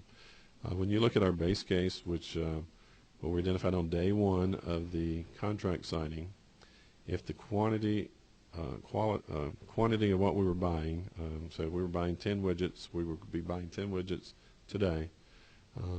That's our base case. And the state sees a savings over the life of the contract of some $200 million. Now, what makes that complicated is you're not going to buy the same number of terabytes of data that we were buying at the date that the contract was signed. Opposite is quite true. I mean, the state's nearing a petabyte of data. So, I mean, which is not a bad decision. I mean, we make very informed decisions as state agencies with good, solid data, and so it costs money to provide those services. So my request would be, let me, if you can have an hour, if you have 2 hours, I can tell you, and try to keep it at a level that we have lots of time for questions. Let's go. Sure. Are there agencies that still not on your system? Yes, sir. We only as and if they were on it, would it reduce the cost? No. Well, he just said if there was more people on it, it would cost less. As you add each incremental item, it will reduce the cost, provided that you pull the labor out of the agencies that's sitting there today that's providing those services. I mean, when we look at some of the numbers we have back before outsourcing, the number of people spread across the state to provide desktop support, I'm sure we're providing a very high level of service. But it's a level of service that we probably would rather spend those dollars elsewhere. Was that a yes or no? I'm not sure. Is it reduce the cost if we have? You reduce the cost by removing the labor from the enterprise, and yes, the answer is yes, because we have the named positions. Governor Perdue at the time of the outsourcing really wanted to make sure that the positions that went away, that people didn't shift numbers around and keep the personnel. So I'd appreciate the opportunity, Mr. Chairman, if we could have a basic 101 course. Thank you, Chairman Pruitt. You mentioned a couple things that flagged me. Did you say overbilled or put a dot in the wrong spot with DHR? Yes, there was a decimal point in the wrong place that caused. Is that what caused you to come up with what I asked you earlier of having the oversight when someone's overcharging? No, sir. It's in an arrangement. And I would have thought when I said, could you give me an example of how many of those could you have caught, that'd have been the obvious one you'd have mentioned. Well, but that wouldn't have been being honest. So, I mean, that wouldn't have been what? That would not have been an honest reflection of that. How many other overbillings other than just that one? Yeah, but that was not an IBM overbilling us. This is when the state was doing this itself, and the state overbilled the federal government. So. Okay. Yeah. Okay. Wow. All right. Let's talk about price based on consumption. That goes back to my point earlier. And I'm a simple person. I've done Jiffy Lubes, and my water I only use X amount per month. Well, if I'm an agency, wouldn't I know basically what my consumption baseline is? You would, and you do. And that's why I'm confused on why I'm hearing from so many agencies that are saying explain this bump. And I'm sure there's an explanation for it. But to me, it just seems like I know what my utility bill is going to be when it's averaged out on the year. Oversimplification, I guess.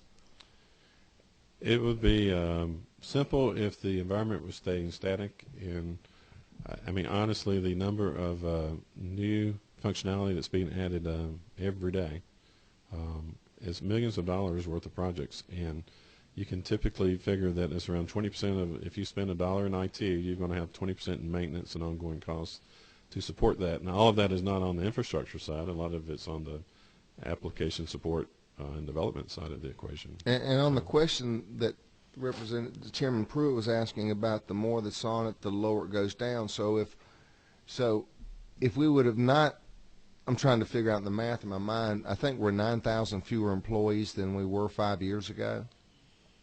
For all employees in state government. Yeah, so if they were here, then the price of your department, $200 million, Yes, sir. would actually be lower. The Right? price of my department would be higher for my department, but I thought the more people we had on, the lower it would be. for the enterprise. I mean, if I'm at, who's not a customer today? Department of Labor. And how big is their development shop? I mean, they're running their own mainframe, which is the most expensive item that I run. So why the state has multiple mainframes? Seems like we would all share a mainframe, as expensive as it is. But he's got a development team who's supporting that mainframe. So if you add Department of Labor into my group, you're going to see lower costs to the state because the number of people that are supporting. So the 9,000 of people really is almost irrelevant. Doesn't matter. What matters is, as you add agencies, the number of people that come off of their payroll that's supporting their infrastructure spend. Okay. And the other thing I think it's important to go back and look at is the two reasons that this initiative was started, and again, before I was here, but it was, we did not have stable systems, and we were issuing notifications to citizens of breaches to their data every year. Right. I mean, I think across the 3 or 4 years prior, over 4 million notifications went out to citizens. Well, they're entrusting to us that information to keep it secure and safe, and as a state, we were not doing it. Chairman Martin. Mr. Chairman, thank you. I have a couple of questions, and maybe you can hit them quickly. If not, we'll get back to them. First one, you said 85 cents per gig. Right. 85 cents per gig per what? Per day, per month, per year? The 85 cents per gig is per month. So you're basically charging people $11.50 a year for a gigabyte, and I can buy a $10 10 gigabyte thumb drive. I know it's different, but that's what I'm talking about. You know, a 100 gig drive is now going to cost somebody $1,200 a year to get that with you.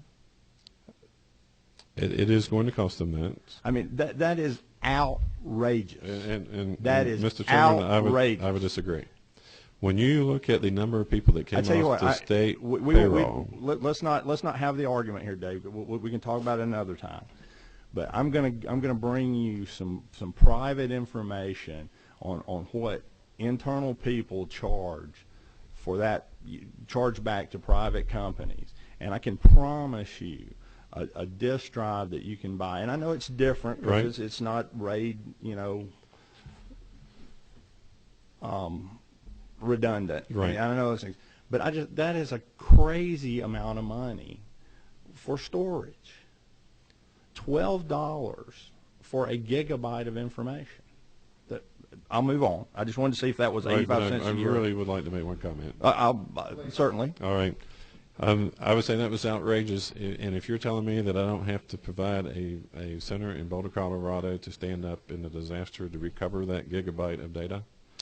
There are sun guards all over the planet, sir, that do that. Oh, absolutely. But I'm moving data across live data for T0 systems to Boulder, Colorado every second of the day to make sure if the entire data center goes down that I can recover, I'll say, almost every piece of data because of the fact the last few seconds, if it hasn't, the transaction has not been completed, you're never going to be 100%. But 99.99% of that data is going to be there. Fair enough. And you just answered And there are many other items that are spread into that cost. So my 89 cents per gig, the biggest portion of that is labor.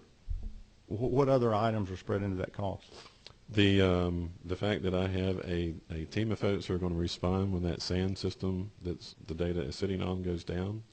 If that SAN system needs to be replaced at the 60-month mark, I'm going to automatically replace that SAN system. So the cost of the new device, and we're not talking about one server sitting here.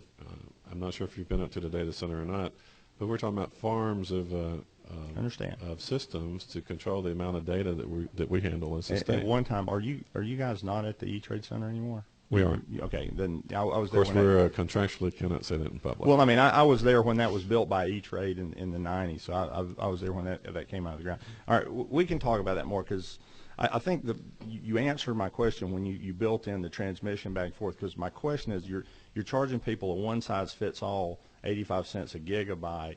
There are some data that doesn't have to have that type of redundancy. Correct. For instance, if you're charging me 85 cents a gigabyte for my application storage that hasn't changed since 2002, that's somewhere sitting on the tape. I don't have to have that redundancy. So that's my question. In order to save money, some of it absolutely has to have RAID 3, whatever, and offsite backup. But we can talk about that. We see zeros on here. What does your agency cost to operate? I mean, it's charging agencies X dollars. It's obviously having to pull some money out of that and then pay the vendors. And I'm not questioning that you're a good value or not, but we have no metrics for what's it cost to make GTA go. I know that Chairman Reynolds hates round numbers, so I will get you the exact okay, number. But in this case, I think he'd be okay. From a service management organization, I mean, it's $17 to $18 million range for staff. No, fair enough. It's just when you see zeros on the plate here, I just want to get an idea about it. To our vendors, and I'll try to be quick, Chairman Rogers. To the vendors, I know when we were putting this in, I wasn't a great fan, and I appreciate all the strides we made, but I wasn't a great fan of doing this because the previous governor said we were going to do it and it wasn't going to cost anything, and we all know it was. They took the money from the agencies. But they said, we're going to get all this, we're going to get this uptime, and if we don't have this uptime, we're going to charge them. How much liquidated damages have we charged either vendor over the life of these two contracts? How much money has the state received back? That number I will have to get to you. We have charged agencies, service providers, for where they have not met service level agreements. In many of those cases, they have earned those chargebacks back. As the thought was when the contract was signed, is we need the service as a state. We have life and limb systems. We need the uptime. So there are very specific rules that state if you have a problem and you get charged a penalty, that you have a 3-6 month window where if you can perform without fail in that area, then you can earn those dollars back. We actually put that in our contract, and we took that they have a way to never be out of pocket if they break it but fix it 6 months later, that they're held harmless. That was before you, so I can complain about that and not get on the no, bad but side. I understand the intent. That's a terrible behind contract. It, so. That's like somebody building something for a city, and you're 6 months late, so we have you liquidated damages. But if it works 9 months later, we give you the money back. You either perform on the contract or you don't. And there shouldn't be that's not a problem. You said when the agencies are fully transformed, and I think we were looking at that in September. What means fully transformed to you? Is that fully upgraded, fully modernized? They don't have any old equipment, so you've got them on this stuff so that if a server breaks, you have one that goes in there without changing up. Is that what you're talking about, transformation? Yes, and I'm trying to use the word modernization. That means that every server across the state is less than 60 months old. Okay. It's a cycle that will, the program keeps, as they hit 60 months, they're upgraded and replaced. That's just like with laptop computers across the in-scope agencies. You won't find a laptop in the state now that's older than 36 months. That was a milestone that was achieved this year. Desktops, I think, were within about 20 months of the milestone of every desktop computer being at the 60-month level. So, and then all servers are at 60 months as well. Now, we will make some exceptions to that. I can think of one system that we have down in Milledgeville that there's no source code. The system's 15 years old. The agency said, for them to try to remediate that application so it would run on something new would cost more than just going out and buying a new inventory control system. So some of those systems won't make it, but for legitimate reasons. But there's just a handful of those. Okay, I'll hold this, and I would like to talk to you about that because I do worry that in our push to get uniformity, which is good across an IT enterprise, I do think that we have people that are in less mission critical. I don't mean that these systems aren't important to the citizens, but where being out for a few minutes doesn't cause a critical situation. I feel like everybody's being charged the same thing. I heard your 3 levels of servers. I get Right. that, but if all the storage is the same, DDS had another ad yesterday. They were adding $500,000 a year for storage, and I'm not sure what that was. Did they really need that? I mean, it just turns out to be a good amount of money. The last thing, we're seeing it in almost every agency, reflect adjustments in telecommunication expenses. Is this still an ongoing process to right-size people for what they're really paying? I mean, excuse me, to charge them for what they're really using. I know a long time ago GBI got an increase. Right.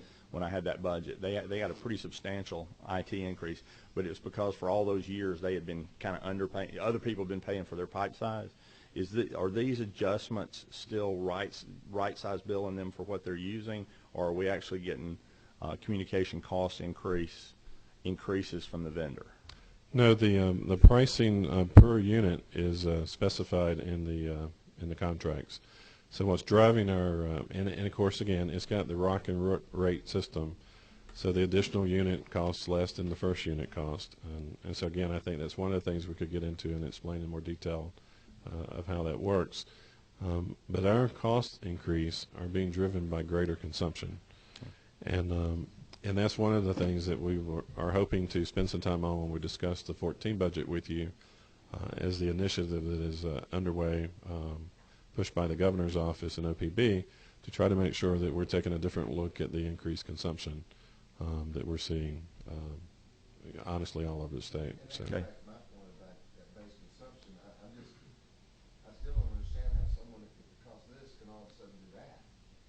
Well, and I think Dee. I'm not the technology guy, but I'm sitting there going, I still haven't heard an answer to that. Well, and I think The answer would be if you could go into agency A and say, well, you know what, you got 2 more of this, and you got 3 more of this, and you told them up front it's going to cost them this, then to me, you took the argument off the table. But if you're sitting there going, but no, I'm just going to give you this and sell you that air filter, sell you what I can at $12 that he said was outlandish. I don't know if it is or not. Right. Okay. But if you're going to do that to the point that you have to have an oversight committee to make sure you're not overcharging, that you have to have that in place for the sole purpose of it can happen. And the odds that you don't ever catch it or that they've always stopped it, that would be pretty remarkable. So I think it would be easy to be able to justify to them in advance it's going to cost you this. And if they choose not to go down that and we start seeing the driver services in the news, then you know what your answer is in my mind? I told them how to fix it. They chose not to take that route. And if you had that documented, that to me would be easy and we wouldn't. But if you can't do that and all they're saying is it's going up, my server don't work, that's the stories we get bombarded with. And again, I go back to the point is if you have an oversight, if you can tell me things happen and you got an oversight just to make sure we're not selling you stuff you don't need, that's my clue that there can be potential for billing inappropriately. Right. But Mr. Chairman, so why is that oversight there? Oversight there is because it makes a solid business sense to have it there. Because the chance to overbilling could occur. Absolutely, it can occur with any bill that I get, even personally. But also, I have the agency. We're not in a silo making decisions. Agency works with us on every one of these requests, and they get 2 numbers. We talked about the rough number they get, and then if they decide to do the project, where they actually come back and get a very precise number. But it's like it's going to cost you, $3 million to put in this new system, and our estimate is that you're going to have, $100,000 worth of ongoing cost per month to carry the system forward. so that that can become part of their decision if they want to go forward with that decision. And you mentioned driver services. I mean, Real ID, the storage cost is going up because they weren't saving any documentation attached to a person standing in line to get a driver's license. It was all electronically kept.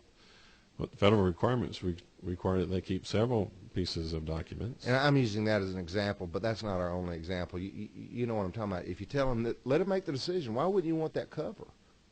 I can't take my wife out to dinner and she knows where we're going, and then she gets in the car and she goes, that was expensive. Well, so, baby, you chose the place. That's what I mean. Not that I would do that. Right. But our finance group is truly trying to look at Agency X and say, here, based on what we know about your consumption, here's where we think you're going to end up at the end of the year. So we do that first. At this point, many months out, and then we come back at the mid and provide, okay, our forecast is wrong because it's actually based on what's real time that's happening when we're talking about the amended numbers at this point. I guess our discussions with folks around the table, if you put the dollars in that line item on the budget, they'll find out ways to spend it. So we'd rather have a number that's closer to being what is a true projection of what their consumption is going to be. And then if it's, was too conservative, and we have to come back and say, okay, our estimate was off because it's based on consumption. So my ears went up. So in other words, they're going to spend it anyway. I think I heard that phrase. Mm-hmm. So we want to be right, and so we don't want to have to come back. So the precision I'm of saying which, I'd rather let's do the reverse of that. The precision of your being able to give them exactly what they need and project that out. Then I got to ask the obvious question: how many times do you rebate? Or is that what causes that $6 million? I'm only billing for the consumption that the agency uses. So if I'm going to project that Agency X needs $1 million for storage, for those systems that provide that storage, and it's billed on a gigabyte basis, well, I have no way to know if they're, let's take Secretary of State's office who's standing up a new election system where they're running the new system. Back. So you're making a guess. No. I'm saying I would rather come back than to add the additional dollars into our line. Chairwoman Smith's going to wrap this up. But anyway, they're running parallel systems, Mr. Chairman. I don't have enough level view into their IT organization to know that that was their plan to do that. It is the right IT decision to do that, but again, we've made a projection based on what we knew. So.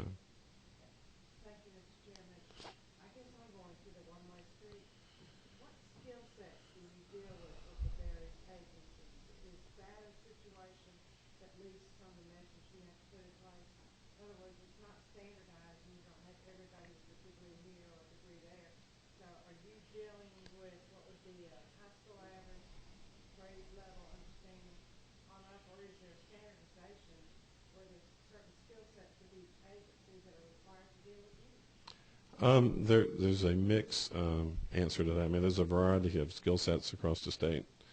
A lot of agencies, wouldn't have project teams in place because they would very seldom do a project, whereas another agency, they would do it. They've got projects ongoing all the time, so they would have a good project management team in place to manage some pretty complicated projects.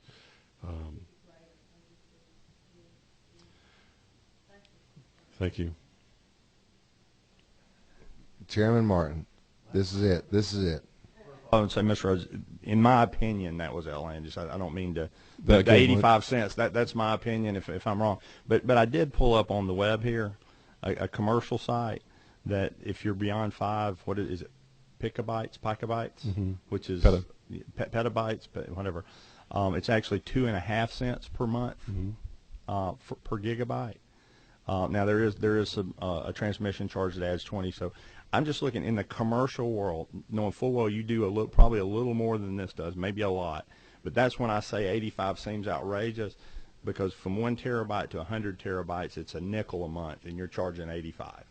So that's when I say outrageous. That's the baseline I'm using. So maybe you can help us understand.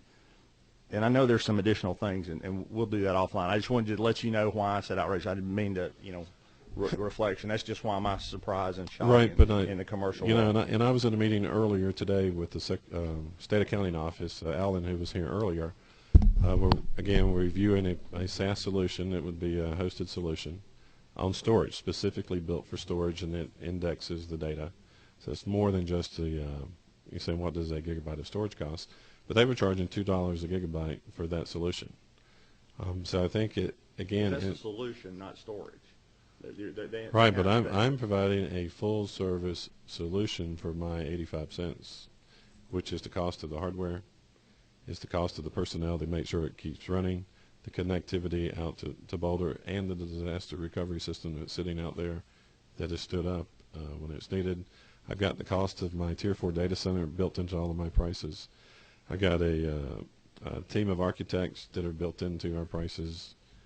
I mean, and that becomes the problem with trying to have a one-off discussion on items, is if we don't sit down and look at the broader enterprise perspective, then we're never going to get to an understanding of is it reasonable or not.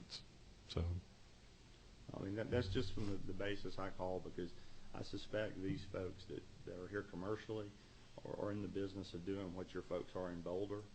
So if you're paying more than a nickel, you may want to call them. If you're paying more than a nickel, I realize you've got to mark that up and provide additional services with it, but I mean, they're just, I don't know, I was surprised. You're paying more than a nickel. Yes, sir. If you're paying more than a nickel, Thank you. Thank you, Calvin. Thank you, members of the committee. You'll be hearing from us soon as we get ready to make our final preparations on the supplemental.